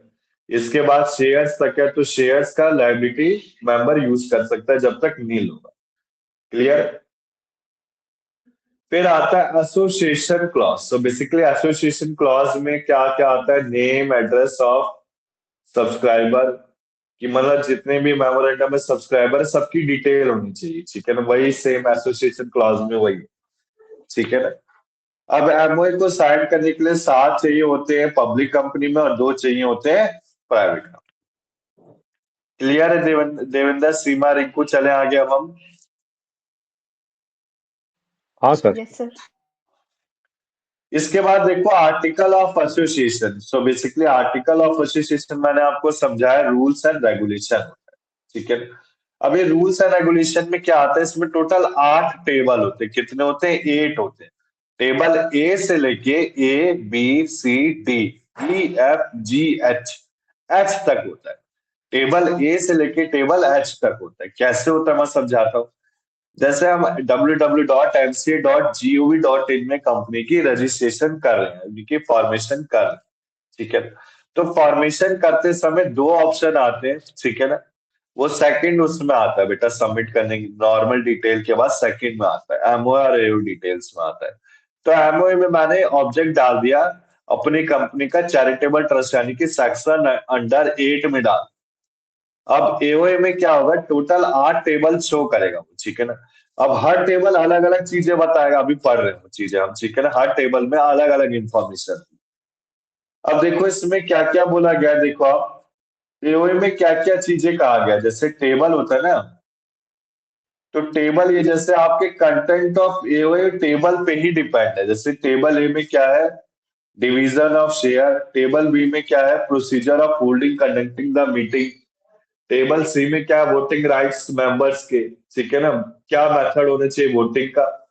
टेबल डी में क्या है, मैटर्स अपॉइंटमेंट पावर ड्यूटीज। तो ये सारी चीजें एक बार फिर से पढ़ते हैं ध्यान से। एवन में क्या आता है, रूल्स एंड रेगुलेशन आता है, इंटरनल मैनेजमेंट के लॉज आते हैं। क्लियर। अब एओए क्या होना चाहिए, प्रिंटेड होना चाहिए, पैराग्राफ में डिवाइड होना चाहिए और सीरियल नंबर होना चाहिए। अल्ट्रेशन, अल्ट्रेशन यानी कि बदलाव। तो चेंजेस एओए में कब करा जा सकता है, स्पेशल रेजोल्यूशन डालने के बाद। अब इसमें कंटेंट ऑफ एओए में देखो आप, सबसे पहले डिवीजन ऑफ शेयर, ठीक है ना। शेयर को डिवाइड किया जा सकता है, एओए के कंटेंट में आ रहा है। इसके बाद देखो procedure of holding and conducting the meetings. Procedure होने चाहिए होल्डिंग और conducting the meetings. Voting rights होने चाहिए मेंबर्स के, rules regarding the method of voting.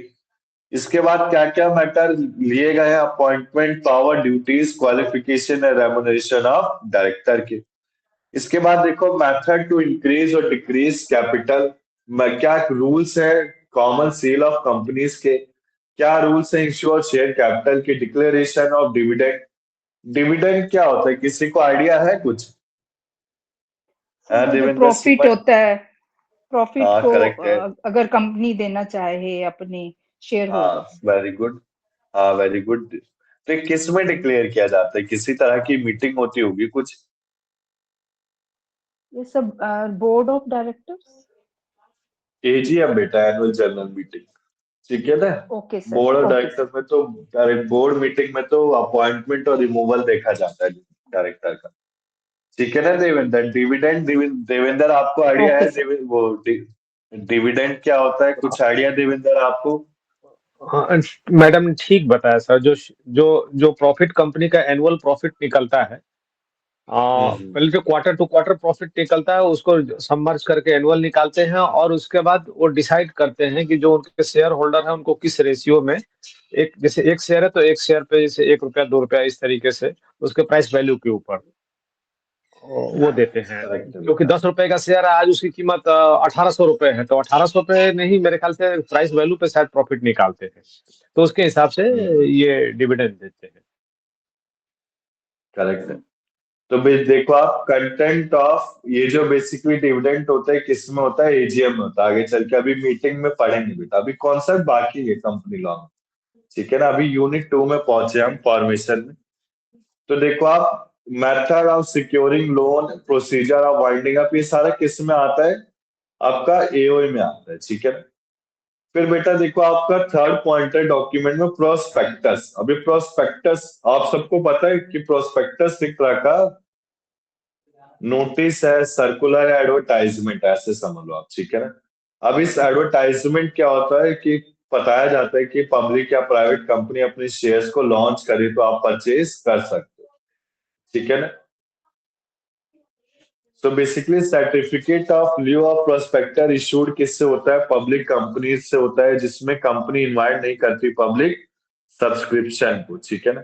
अब इसमें क्या क्या आता है, डेट एंड शो प्रोस्पेक्टस सब कुछ आता है, पर law of stock exchange, punishment for fictitious application की कोई गलत ना करे, consent of central government for present issue, compliance with SEBI guidelines, name and address of leading managers आते हैं, रिफंड ऑफ इशू, अगर 90% तक मिनिमम सब्सक्रिप्शन रिसीव्ड होना चाहिए, रिसीव नहीं तो रिफंड कर दिया जाएगा। Date of opening and closing of issue, issue of allotment रहता है, refund within 10 weeks with interest, credit rating from CRISIL, CRISIL से अगर कोई क्रेडिट ले रखा है कंपनी ने तो वो भी मेंशन हो। क्रिसिल एक एजेंसी है जो आपको क्या देती है, लोन प्रोवाइड करने के लिए, ठीक है ना, इंफॉर्मेशन देती है कि लोन आपको इतने में मिलेगा। तो सारी डिटेल कौन देता है, क्रिसिल देता है। सो बेसिकली ये किसके अंडर आता है, credit rating information service of India limited. इसके बाद देखो इसमें क्या क्या आता है, capital structure of company, terms and particular of issue, terms of underwriting risk factor, restriction on transfer transmission of shares. Clear है बेटा, कोई डाउट है इसमें?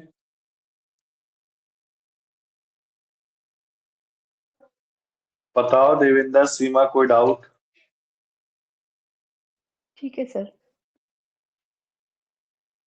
अभी तक हमने क्या क्या पढ़ा, कंपनी की डेफिनेशन, टाइप्स ऑफ कंपनी, ठीक है ना, फॉर्मेशन ऑफ कंपनी 4 प्रोसीजर से होता है। इसके बाद डॉक्यूमेंट्स क्या क्या चाहिए, एमओए, एओ चाहिए, प्रोस्पेक्टस चाहिए।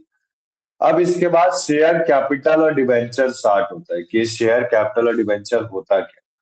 तो शेयर्स तो सबको पता ही होंगे, मुझे समझाने की जरूरत है। बेसिकली शेयर्स क्या होते हैं, शेयर कैपिटल ऑफ कंपनी होता है, इसमें स्टॉक आता है, ठीक है ना, एक तरह से एक प्रोप्राइटरी रिलेशन होता है कंपनी और शेयर होल्डर। अब स्टॉक और शेयर्स में फर्क क्या होता है, ठीक है ना। स्टॉक देखो आप, मतलब शेयर्स को कन्वर्ट किया जा सकता है स्टॉक में। स्टॉक एक सेट ऑफ शेयर्स होता है जो टुगेदर पुट किस में किया जाता है, बंडल में। अभी एग्रीगेट सर होता है फुल्ली पेड। हाँ सर ये स्टॉक तो वही सब कुछ हो गया ना, मिसलेनियस हो गया सारा, जैसे शेयर्स भी, डिबेंचर्स और भी जैसे होते हैं, bitcoin and this and that, ये सारा स्टॉक्स में आता होगा शायद। आप बताओ देविंदर, स्टॉक क्या होता है?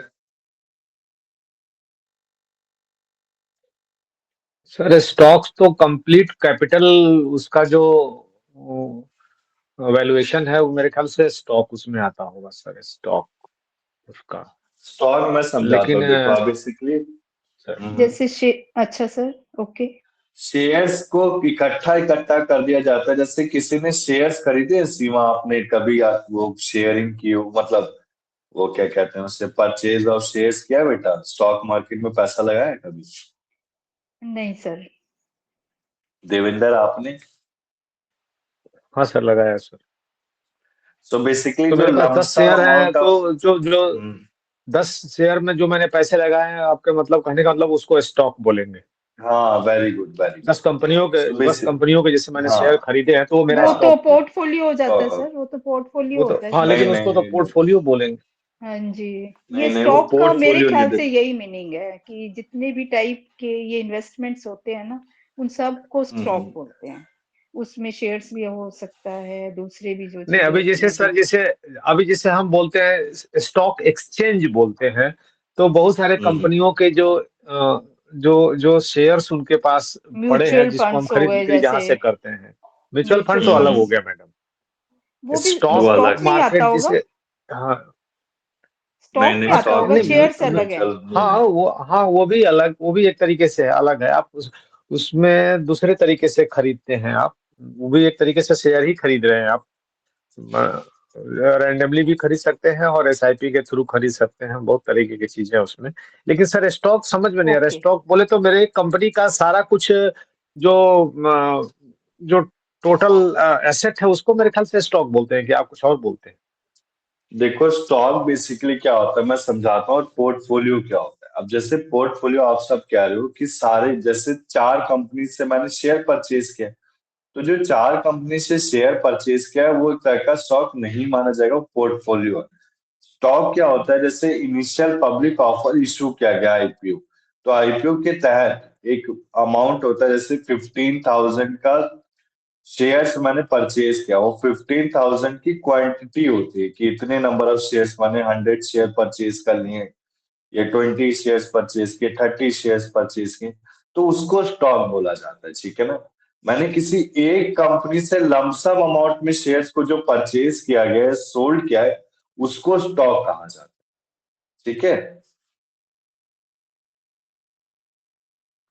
क्लियर है सीमा देवेंद्र और आपको ये चीज? ठीक है सर, चलिए। ठीक है ना। बताओ सीमा, क्लियर है कि अभी भी डाउट है? हाँ जी सर। सर जो आप बोल रहे हैं ना सर, वो तो एक लॉट होता है। हाँ। जैसे सर मान लीजिए एक 50 शेयर का हम्म, एक लॉट होता है। जब आप शेयर खरीदने आईपीओ के थ्रू जाते हैं तो एक हम्म, लॉट होता है। तो एक लॉट किसी का हम्म, 175 शेयर का लॉट है, किसी का 15 शेयर का लॉट है। तो उसको जो आप वही तो उठाते हैं, स्टॉक है। बंच में उठाते हैं, वो हाँ वो एक वो एक अलग है, तो वो हो जाता है, वो बंच है सर उसका। वही तो स्टॉक है बेटा। उसी को बोलते हैं, तो ठीक है सर। ठीक है ना, उसी को बोलते हैं। अब जैसे आपका कहने का मतलब है कि कंपनी में शेयर्स रखे गए तो उसको स्टॉक बोल रहे हैं। हाँ, उसको भी बोल सकते हैं कंपनी में। अब कोई पर्सन एक साथ दे रहा है, उसको भी स्टॉक कह सकते हैं। मतलब मैं जो lump sum fully paid up set of shares को मैंने एक साथ रखा एक बंडल में, उसको स्टॉक कहा जाएगा। ठीक है ना। अब इसके बाद देखो टाइप्स ऑफ, इसके आगे चलूं मैं, बताओ सीमा देवेंद्र इनको कि अभी रुके कॉन्सेप्ट पे और ध्यान दें। नहीं, चलिए सर, चलिए। चलिए सर। ठीक है ना। यहां तक आ रहे हैं ना सर? सर बताओ कि कंफ्यूजिंग तो नहीं लगा ना अभी तक कोई कॉन्सेप्ट है नो सर। देवेंद्र? तो देखो आप बेसिकली नहीं सर, ठीक टाइप है, ऑफ ठीक है, शेयर, ठीक है। इजी है बेटा ये सब। जो एलएलबी थर्ड ईयर है वो इजी है, बस थोड़ा लेंदी है, लंबा है। टाइप्स ऑफ शेयर्स में देखो आप, इक्विटी और प्रेफ, जो आपने एलएलबी फर्स्ट सेकंड ईयर में पढ़ा होगा ना कहीं अब यूज होगा। देखो टाइप्स ऑफ शेयर्स में क्या आता है, इक्विटी और प्रेफरेंस शेयर आता है। इक्विटी और प्रेफरेंस के बारे में किसी को आइडिया है? मतलब ये क्या शेयर्स होते हैं इक्विटी और प्रेफरेंस शेयर?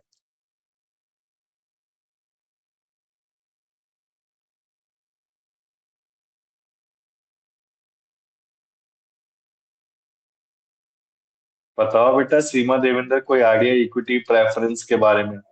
No sir. आपको देवेंद्र कोई आइडिया?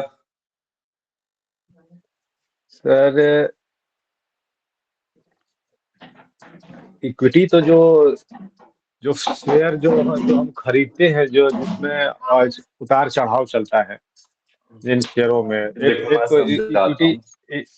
हाँ इक्विटी हो गया, और दूसरा कमोडिटी कमोडिटी वाला होता है सर। दो तरह के मार्केट चलते हैं हम्म, स्टॉक एक्सचेंज में।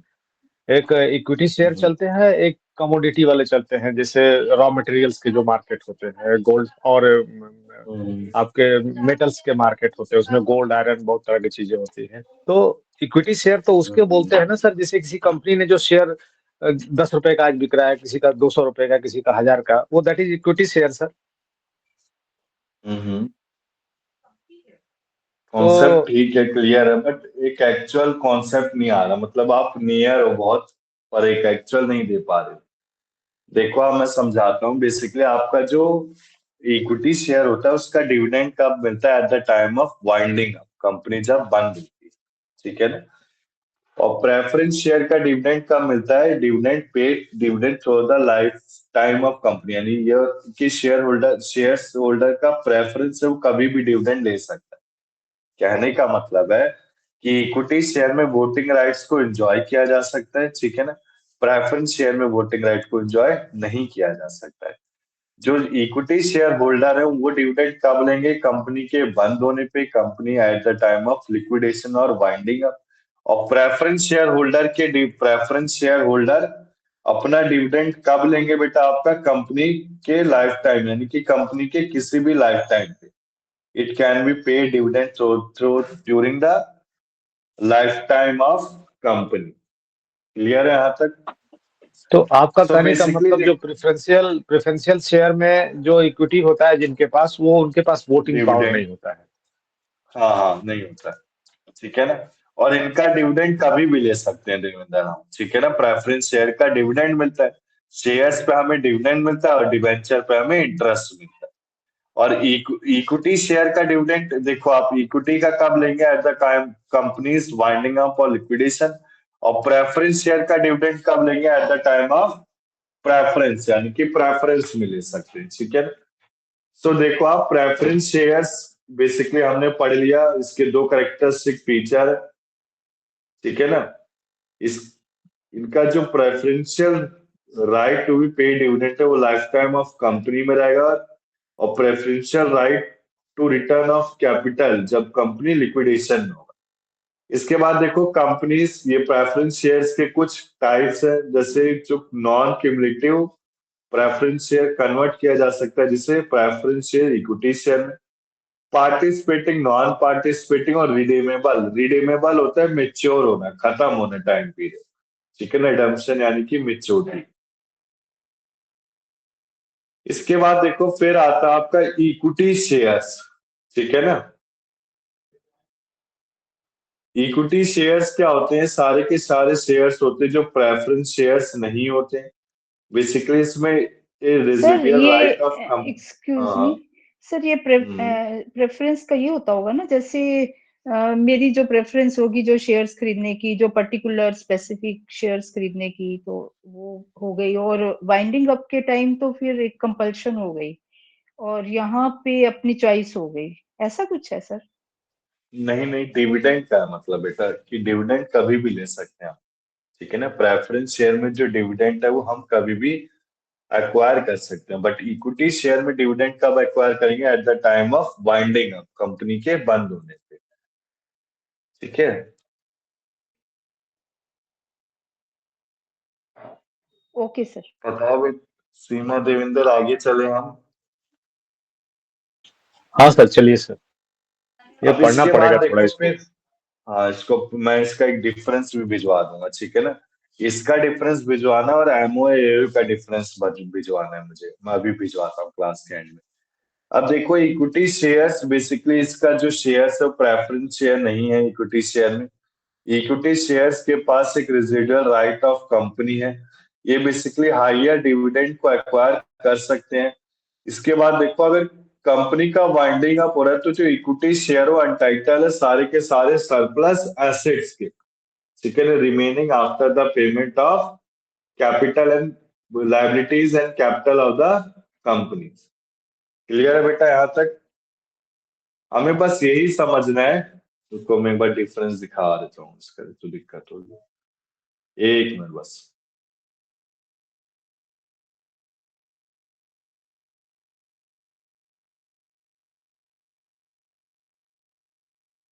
मैं दोनों का दिखा देता हूँ ना डिफरेंस बिटवीन।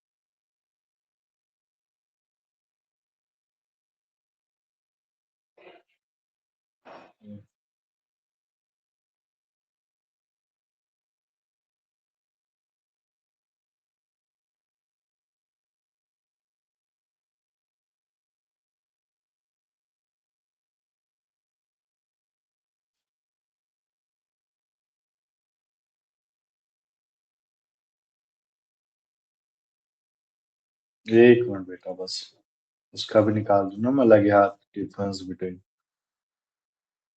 प्रॉब्लम। बाकी सर इसका पीडीएफ पीडीएफ भेजवा दीजिएगा क्लास के बाद सर। हाँ श्योर श्योर बेटा, श्योर भिजवा दूंगा मैं, ठीक है ना, पक्का भिजवा दूंगा। इस बार वेल प्रिपेयर हूँ मैं, ठीक है ना, कि एलएलबी थर्ड ईयर में हमें वो डिफिकल्टी फेस ना करनी पड़े, चाहे वो नोट से रिलेटेड हो, सेक्शन से। आपके पिछले एग्जाम में सेक्शन आए थे? सेक्शन हाँ मतलब सर। सेक्शन नंबर पूछा था? किस सब्जेक्ट में हाँ पूछा था सेक्शन तो देवेंद्र? अब इतना तो ध्यान नहीं आ रहा, लेकिन पूछता तो जरूर है सर, पूरे सेक्शन पूछे जाते हैं सर।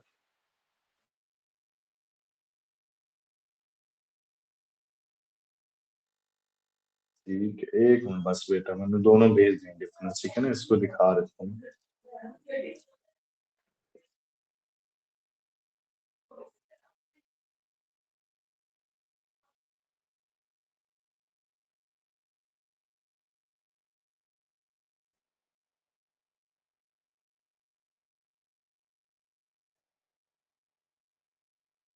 दिखाइए बेटा सबको, ये थोड़ा ऐसे फॉर्म में दिख रहा है कि छोटा छोटा बहुत है देवेंद्र, स्क्रीन में दिख रहा है, दिखाइए। दिख रहा है, दिख रहा है सर। अगर नहीं दिख रहा होगा तो दूसरा डिफरेंस भेज दूंगा मैं। देखो आप डेफिनेशन को छोड़ते हैं, अभी पहले डिविडेंड समझते हैं। डिविडेंड में देखो, इक्विटी शेयर को डिविडेंड कब मिलेगा, जब प्रेफरेंस शेयर को मिलेगा, और प्रेफरेंस शेयर को उसके प्रेफरेंस के हिसाब से, समझ रहे हो ना बेटा आप? कहने का मतलब है जो प्रेफरेंस शेयर का डिविडेंड है उसके प्रेफरेंस के हिसाब से मिलेगा होल्डर के, और इक्विटी शेयर का डिविडेंड कब मिलेगा, एकदम लास्ट में, ठीक है। इसका रिडम्पशन कब होता है, मेच्योरिटी पीरियड में होता है। इसका कब होता है, at the time of winding up, redemption खत्म हो। इसके बाद देखो वोटिंग राइट देखना है बार देवेंद्र, कि equity share holder enjoy voting right, वहीं preference share holder have restricted voting right, यानी कि रिस्ट्रिक्शन है उसमें, ठीक है ना। ये basically right to participate in the management, equity share holder क्या है, पार्टिसिपेट कर सकते हैं मैनेजमेंट में, but preference share holder do not have the right to participate in the administration and control of company. Clear है? Clear है ना देवेंद्र आपको ये चीज? हाँ सर, हाँ सर। तो इस डिफरेंस में बस इतना ही मुझे समझाना है, मेन पॉइंट। इसको एक बार आप खुद से रीड आउट कर लेना, ठीक है ना। अगर कोई डाउट होता है तो नेक्स्ट क्लास में मुझसे पूछ लेना। इसके बाद देखो ठीक बेटा, है। फिर मेमोरेंडम ऑफ एसोसिएशन है, ठीक है ना। इसका भी डिफरेंस दिख रहा होगा स्क्रीन में, क्या सही से दिख रहा है? सो बेसिकली एमओए आपका क्या दिखाता है, एक ऑब्जेक्ट दिखाता है, एओए क्या दिखाता है, रूल्स एंड रेगुलेशन दिखाता है। मेमोरेंडम ऑफ एसोसिएशन एक मेन डॉक्यूमेंट है, वहीं आर्टिकल ऑफ एसोसिएशन क्या है, सब्सिडरी डॉक्यूमेंट है, ठीक है ना। बेसिकली एमओए क्या है, एक रिलेशन दिखाता है कंपनी और आउटसाइडर का, और इन्होंने क्या दिखाता है, रिलेशन कंपनी एंड मेंबर का। आ रही ना बेटा आवाज मेरी?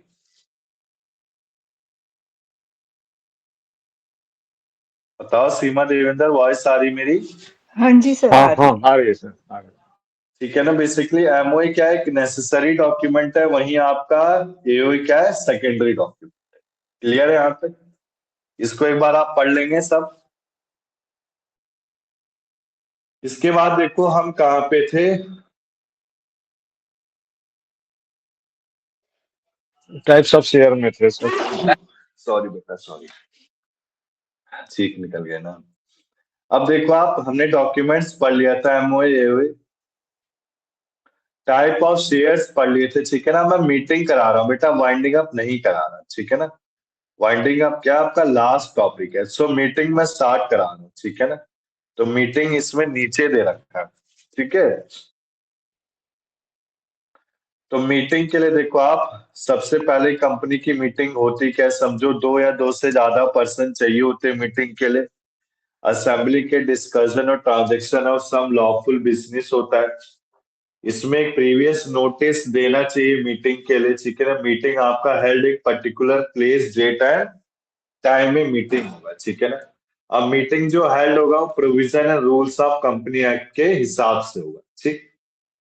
इसके बाद बेटा ये आइडिया है बेटा कोरम, एक मिनट पहले मैं ये दिखा देता हूँ। हाँ, ये दिख रहा है टाइप्स ऑफ मीटिंग, ये आपको पढ़ना है। आपके कंपनी लॉ में आपको ये पढ़ना है, ठीक है।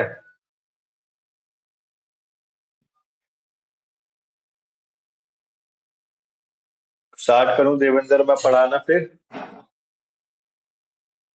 हाँ सर, करिए सर। देखो आप, सबसे पहले मीटिंग में क्या पढ़ेंगे आप, स्टैट्यूटरी मीटिंग। तो मैं ऊपर से पहले समझा देता हूँ, ठीक है ना। स्टैट्यूटरी मीटिंग क्या होता है, जो दो पर्सन के बीच में मीटिंग की जाती है। मतलब यार नॉर्मली जो मीटिंग होती है, जैसे एम्प्लॉयज के बीच में हो गया, मेंबर्स के बीच में हो गया, उसे स्टैट्यूटरी मीटिंग कहते हैं। एनुअल जनरल मीटिंग और extraordinary general meeting very important है, ठीक है ना। इन सबके सेक्शन अलग अलग दिए हैं। जैसे एजीएम का 96 है, ईजीएम का 106 है, ठीक है ना। जो मोटे मोटे सेक्शन है वो हम लर्न कर लेंगे एग्जाम पॉइंट ऑफ व्यू से। तो एनुअल जनरल मीटिंग किस लिए होता है बेटा? डिविडेंड को डिक्लेयर करने के लिए। डिविडेंड दो तरह के होते हैं, इंटरिम और फाइनल डिविडेंड। एजीएम खत्म होने के बाद जो डिविडेंड होता है उससे परपोज या फिर फाइनल डिविडेंड कहा जाता है। एजीएम के विधिन अगर कोई डिविडेंड डिक्लेयर किया गया तो उसे क्या बोलते हैं? Interim dividend. ठीक है। फिर इसके बाद एक्स्ट्रा मैं पढ़ाऊंगा, डिटेल में पढ़ेंगे हम आगे नीचे, चलो पढ़ ही लेते हैं, कोई नहीं। सबसे पहले देखो आप स्टैट्यूटरी मीटिंग होता क्या है, ठीक है ना। स्टैट्यूटरी मीटिंग में देखो आपका क्या क्या आता है। हर पब्लिक कंपनी, ठीक है ना, अपने शेयर कैपिटल में जनरल मीटिंग को कन्वे करता है, ठीक है। ये कब तक? 1 महीने से 6 महीने के बीच में होना चाहिए। बेसिकली शेयर होल्डर की पहली मीटिंग होती है जो लाइफ में एक बार की जाती है। क्लियर है बेटा? तो अगर आपसे कोई एग्जाम में अगर क्वेश्चन आया कि which is the first meeting of share holder, तो आप क्या बोलेंगे? Statutory meeting. ठीक है। अब ये स्टैट्यूटरी मीटिंग कौन कौन नहीं कर सकते? मैंने आपको बताया कि पब्लिक कंपनी ही स्टैट्यूटरी मीटिंग कर सकते हैं, ठीक है। और कब कर सकते हैं? 1 महीने से 6 महीने के बीच, ठीक है ना। यानी कि 1 महीना बीत गया उसके बाद और 6 महीने बीतने से पहले, तो बिटवीन 1 मंथ फ्रॉम 6 मंथ। अब बेसिकली कौन कौन नहीं कर सकता है स्टैट्यूटरी मीटिंग? प्राइवेट कंपनी नहीं कर सकती है, कंपनी लिमिटेड बाय गारंटी जिनके पास शेयर होल्ड कैपिटल नहीं है, अनलिमिटेड लायबिलिटी कंपनी, कंपनी जो रजिस्टर्ड है प्राइवेट कंपनी में, या फिर कंपनी कोई रजिस्टर्ड है पब्लिक कंपनी। क्लियर है बेटा यहाँ तक? अब इसका नोटिस, इसके की पॉइंट्स लर्न कर लेना। Notice 21 days. क्लियर है यहाँ तक? 21 डेज का नोटिस होना चाहिए। ऑब्जेक्ट हमने पढ़ लिया। ऑब्जेक्ट में क्या क्या आता है? बेसिकली शेयर होल्डर को देखने के लिए कि कंपनी चल कैसे रहा है, ठीक है ना। इसके बाद देखो फिर इसमें आता है स्टैट्यूटरी रिपोर्ट, कि कंपनी की स्टैट्यूटरी रिपोर्ट किसके पास रहेगी? हर मेंबर के पास रहेगी, जो स्टैट्यूटरी मीटिंग में दिखाया जाएगा। सर्टिफिकेट ऑफ रिपोर्ट भी दो डायरेक्टर, जो स्टैट्यूटरी रिपोर्ट आया उसको किसको दिया जाएगा? 2 डायरेक्टर को दिया जाएगा। अभी 2 डायरेक्टर में कौन होने चाहिए? मैनेजिंग डायरेक्टर होने चाहिए, ठीक है ना। इसके बाद देखो procedure at the company. Basically जो मीटिंग का प्रोसीजर है उसके name, address, occupation of member को। मान लो मैंने अगर स्टैट्यूटरी ये मीटिंग नहीं कराई तो 500 का फाइन मेरे ऊपर लगेगा, या फिर कंपनी एक्ट के प्रोविजन एप्लीकेबल। क्लियर है बेटा यहाँ तक?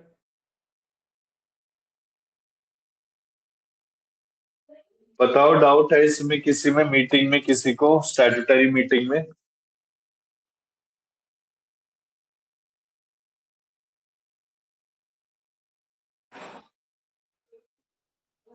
बोलो बेटा सीमा देविंदर, कोई डाउट? सर पढ़ लेंगे, ठीक है, आ रही है समझ। अगर डाउट है तो मैं फिर से समझा देता हूँ। बताओ देविंदर। नहीं सर, चलिए आगे बढ़िए सर।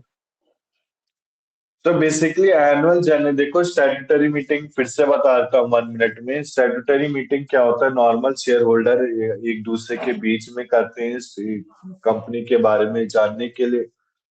कब तक किया जाता है? विदिन 30 डेज, मतलब कब तक किया जाता है? 1 महीने के बाद या 6 महीने के बीच में किया जाता है। इसमें एक स्टैट्यूटरी रिपोर्ट जनरेट की जाती है। वो रिपोर्ट किसको देनी होती है? 2 डायरेक्टर को देनी होती है, ठीक है ना। अगर मैंने स्टैट्यूटरी मीटिंग नहीं कराई तो मेरे ऊपर कितना फाइन पेनल्टी लगेगी? 500 तक। इसके बाद very important, most important concept, annual general meeting. अब बेसिकली एनुअल जनरल मीटिंग क्या होता है? एक मीटिंग ऑफ शेयर होल्डर है जो साल में एक बार की जाती है। इसमें कंपनी की प्रोग्रेस और प्रोस्पेक्ट ऑफ कंपनी देखा जाता है, ठीक है ना। अब बेसिकली नोटिस देखो, जो ये एनुअल जनरल मीटिंग है ना बेटा, साल में देखो आप पूरे के पूरे 15 मंथ्स, ठीक है ना, समझना आप। कहने का मतलब है 15 मंथ्स में 2 एनुअल जनरल मीटिंग होनी चाहिए, जिसमें एक एनुअल जनरल मीटिंग देखो इसमें लिखा है first annual general meeting must be held with in 18 months, यानी कि पहली जनरल मीटिंग कितने होगी, 2 साल के, मतलब 18 महीने, 2 साल नहीं 18 महीने के बीच में होगी। और दूसरी एनुअल जनरल मीटिंग कब होगी, जब पहली एनुअल जनरल मीटिंग खत्म हो गई है, कब तक, 6 महीने के बाद। कहने का मतलब है कि मेरे को पहली देखो टोटल टाइम पीरियड आपके पास कितना, 18 महीने, ठीक है। तो 18 महीने में 6 महीने, यानी कि 6 महीने, पहले के 6 महीने में पहली हो जानी चाहिए, फिर 6 महीने के बाद दूसरी होनी चाहिए। क्लियर है ना यहाँ तक? तो देखो, annual general meeting must be held each year with in 6 months of closing of financial year. In the interval between two annual general meeting must not be more than 15 months. Clear है आप? तो मैंने आपको समझाया ये चीज कि दो एनुअल जनरल मीटिंग 15 महीने के बीच में होनी चाहिए, जिसमें हम पहली एनुअल जनरल मीटिंग कब तक करा सकते हैं, 6 महीने तक। 6 महीने के बाद दूसरी एनुअल जनरल मीटिंग होगी, ठीक है ना। अब अगर ये टाइम पीरियड आएगा एग्जाम में, अब देखो, अब मान लो अगर रजिस्ट्रार्ड एक्सटेंड कर सकता है टाइम को 3 महीने तक, accept in case of first annual general meeting. यानी कि मैंने समझाया ना बेटा, जैसे कि आपका एक्चुअल टाइम पीरियड 15 महीने रहता है, 15 महीने में पहले के 6 महीने तो पहले जनरल मीटिंग होगी, एजीएम होगी, उसके बाद कितने में होना चाहिए वो, 15 महीने, यानी कि 15, देखो आप 15 महीने, यानी कि पहले एनुअल जनरल मीटिंग 18 महीने में, 6 महीने में मैंने कर दी, उसके बाद दूसरी की जाएगी। अब दूसरी को एक्सटेंड किया जा सकता है कब तक, 3 महीने तक, ठीक है ना। इसके बाद एक नोटिस ये देना होता है 21 डेज का, ठीक है ना। इसमें बेटा इफेक्ट में 250 rupees for every day applicable होगा। इसके बाद देखो इसमें क्या क्या आता है। सबसे पहले एनुअल जनरल मीटिंग में डिविडेंड को डिक्लेयर करने की बात आती है, annual accounts, director report, auditor report, इसको अडॉप्ट करने की बात आती है। डायरेक्टर को इलेक्ट करना है कैसे, रोटेशन, यानी कि कोई वैकेंट डायरेक्टर है जो छुट्टी पे गया, उसकी जगह दूसरी डायरेक्टर को अपॉइंट करने की बात। अब ऑडिटर को अपॉइंट करने की बात, उसकी रेम्युनरेशन। सो बेसिकली जो एजीएमएस में क्या क्या चीजें आती हैं, डिविडेंड कितना डिक्लेयर होगा, ऑडिटर की रेम्युनरेशन कितनी होगी, ऑडिटर अपॉइंट कितना किया जाएगा। इसके बाद देखो ऑथराइज कैपिटल कितना बढ़ाया जाएगा, अल्टर कितना किया जाएगा, आर्टिकल ऑफ एसोसिएशन, यानी कि अल्टर यानी कि चेंज, अगर कोई चेंज करना है तो एजीएम कंडक्ट कराई जाती है। तो एजीएम क्लियर है बेटा आपको?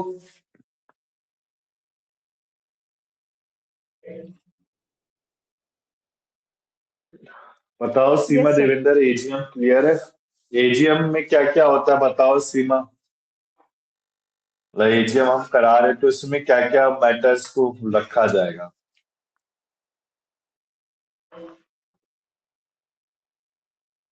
देवेंद्र सर, आप बताइए प्लीज।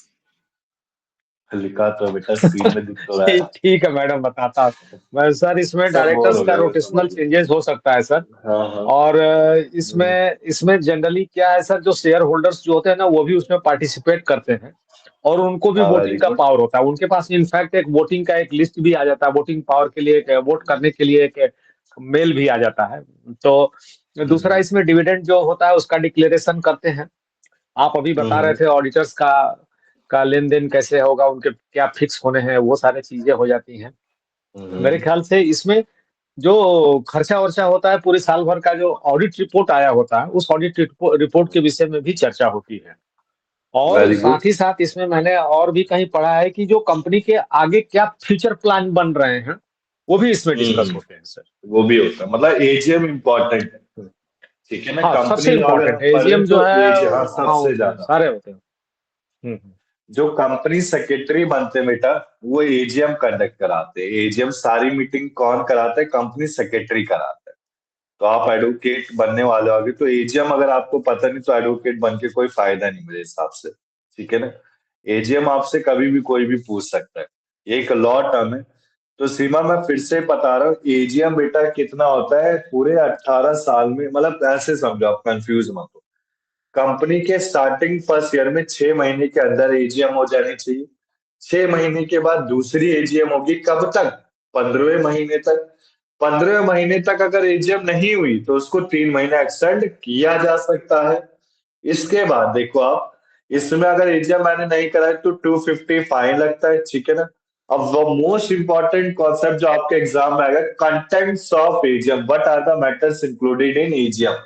तो एजीएम में क्या क्या मैटर आते हैं? सबसे पहले डिविडेंड को डिक्लेयर करने की बात, ठीक है ना, जिसमें सारे शेयर होल्डर अपॉइंट किए जाते हैं। शेयर होल्डर अपॉइंटेड होते हैं एजीएम में, ठीक है ना।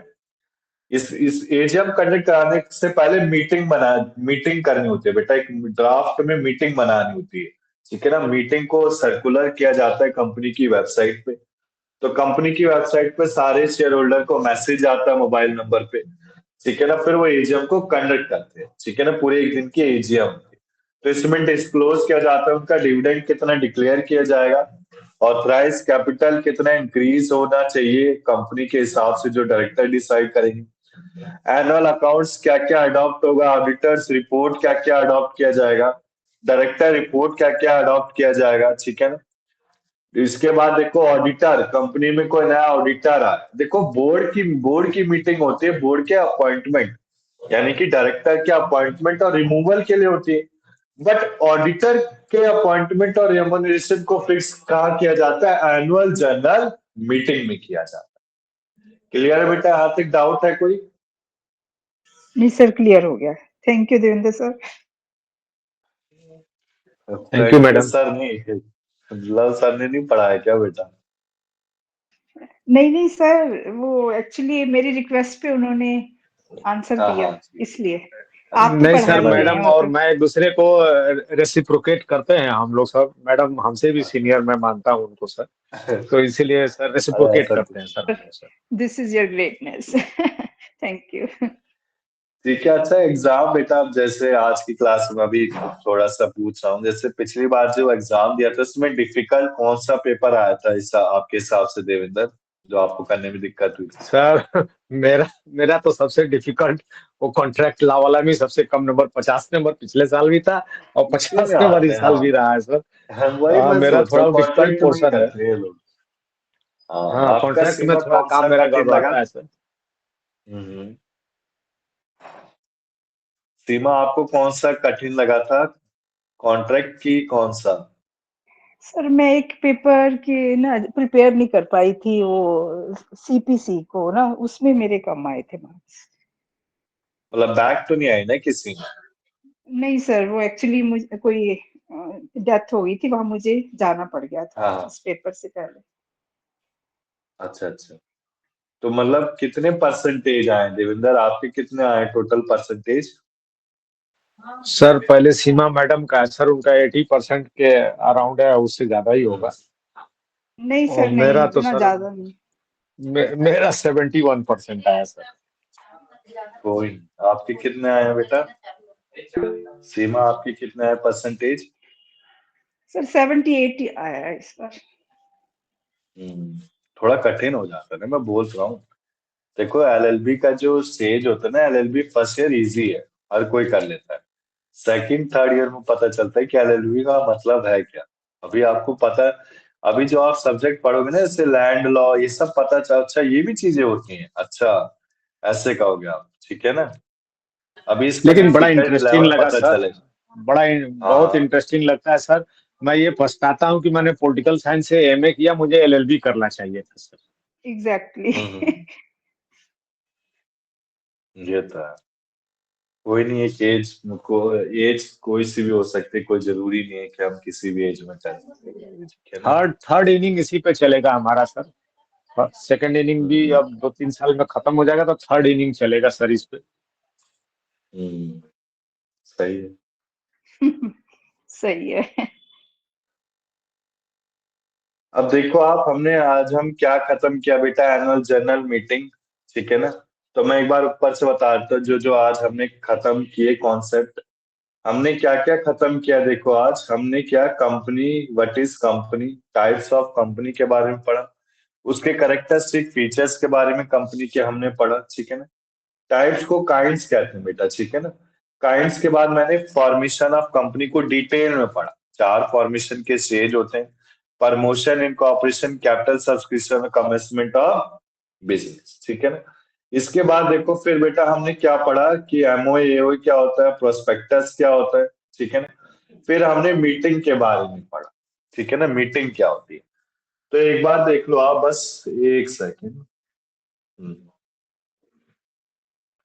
आपके जो एलएलबी बेटा सेकंड ईयर में आएंगे ना चीजें, देखो आप, मैं चलो ऐसे ही देख लेता हूँ, पोर्ट्रेट में उसमें सही दिख रहा है। देखो आप एलएलबी थर्ड ईयर में कंपनी दिख रहा है सबको। पेपर आपका एमसीक्यू है, Yes, सेकंड sir. ईयर में भी एमसीक्यू था। सीमा देवेंद्र, एमसीक्यू था सबका पेपर सेकंड ईयर में। हाँ सर, इस बार भी Yes, sir. एमसीक्यू ही रहेगा, क्योंकि वीसी के साथ मीटिंग हुई थी तो कुछ लोग चाह रहे थे कि ये पेपर डिस्क्रिप्टिव हो जाए, लेकिन वीसी ने हाँ मना कर दिया, बोला नहीं, ये भी ऑब्जेक्टिव ही क्वेश्चन रहेगा। और हो सकता है कि इस बार एग्जाम जो है ना मई जून में ही हो जाए सर, या उससे पहले हो जाए, क्योंकि हाँ, देखते वो हैं। लोग सेशन को रेगुलराइज करने के लिए ही ऑब्जेक्टिव रखा है उन्होंने सर। सेशन को रेगुलराइज मतलब जल्दी बढ़ाने के लिए। हाँ, सेशन जो लेट चल रहा है ना सर, इसको रेगुलराइज करके विद इन टाइम करेंगे आगरा यूनिवर्सिटी का, तो उसके चक्कर में ही ये सारा चीज चल रहा है सर, ये ऑब्जेक्टिव क्वेश्चन चल रहे हैं सर। ये जैसे ही हो जाएगा फिर मेरे को लगता है कि अगले साल से फिर वो सब्जेक्टिव क्वेश्चन हो जाएंगे। हम्म। देखो हमने कंपनी लॉ में क्या पढ़ा बेटा, यूनिट 1 दिख रहा है देवेंद्र आपको, ये कंप्लीट कर लिया बेटा हमने। कंपनी, इसके टाइप्स, काइंड्स को टाइप कहते हैं। ठीक है ना। इनकॉर्पोरेशन कैसे होता है, फॉर्मेशन कैसे होता है, आर्टिकल, मेमोरेंडम और प्रोस्पेक्टस। क्लियर है यहाँ तक। इसके बाद देखो शेयर्स हमने पढ़ा, शेयर्स के इक्विटी, प्रेफरेंस शेयर। ठीक है ना। इसके बाद जो कॉन्सेप्ट जैसे ऑडिटर, मीटिंग, मीटिंग अभी कर रहे हैं हम, यूनिट 4 का मीटिंग मैंने थोड़ा सा करा है। ठीक है ना। फिर इसके बाद देखो यूनिट 5 में बाइंडिंग अप है। क्लियर है ना। तो मैं इस बार सारे कॉन्सेप्ट कराऊंगा, ये नहीं कि कोई कॉन्सेप्ट छूटेगा हमारा। ठीक है। ठीक है ना देवेंद्र, सीमा। लेकिन हाँ ये जी हफ्ते सर. में एक दिन में हो जाएगा सर, ये आप पहले तो फर्स्ट ईयर में तो सैटरडे संडे चला था, वही है। इस बार केवल संडे संडे में हो जाएगा सर। हो ही जाएगा, मैं करा रहा हूँ। ठीक है ना, देखते हैं, अभी बात करते हैं।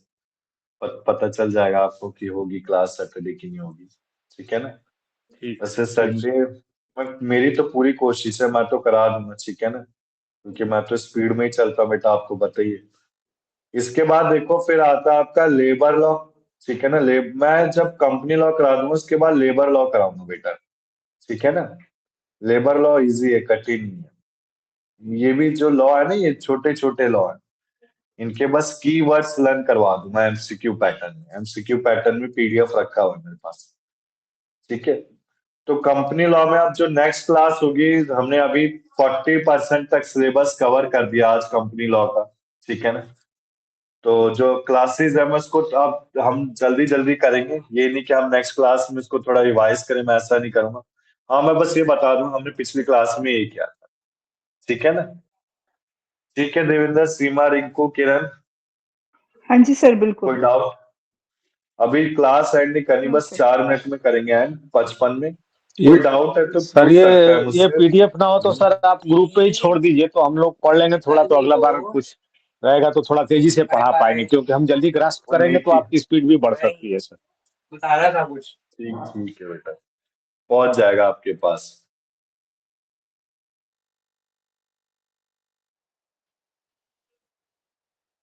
और कोई डाउट है किसी को?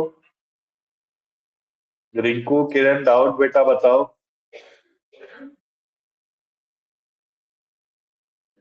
No sir. नहीं है रिंकू, आपको डाउट है? नहीं सर, होगा तो अगली में पूछ लूंगा। ठीक है बेटा। तो पिछली बार बस कॉन्ट्रैक्ट का ही कठिन था, और कोई कठिन नहीं था एग्जाम। ना, बाकी तो मस्त। ठीक है बेटा।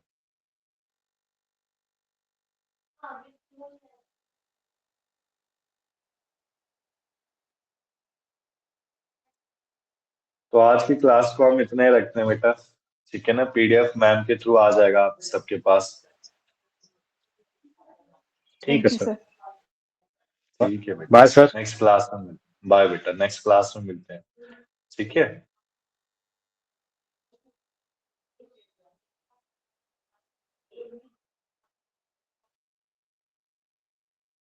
किरण जा सकते हो बेटा, आप क्लास एंड है।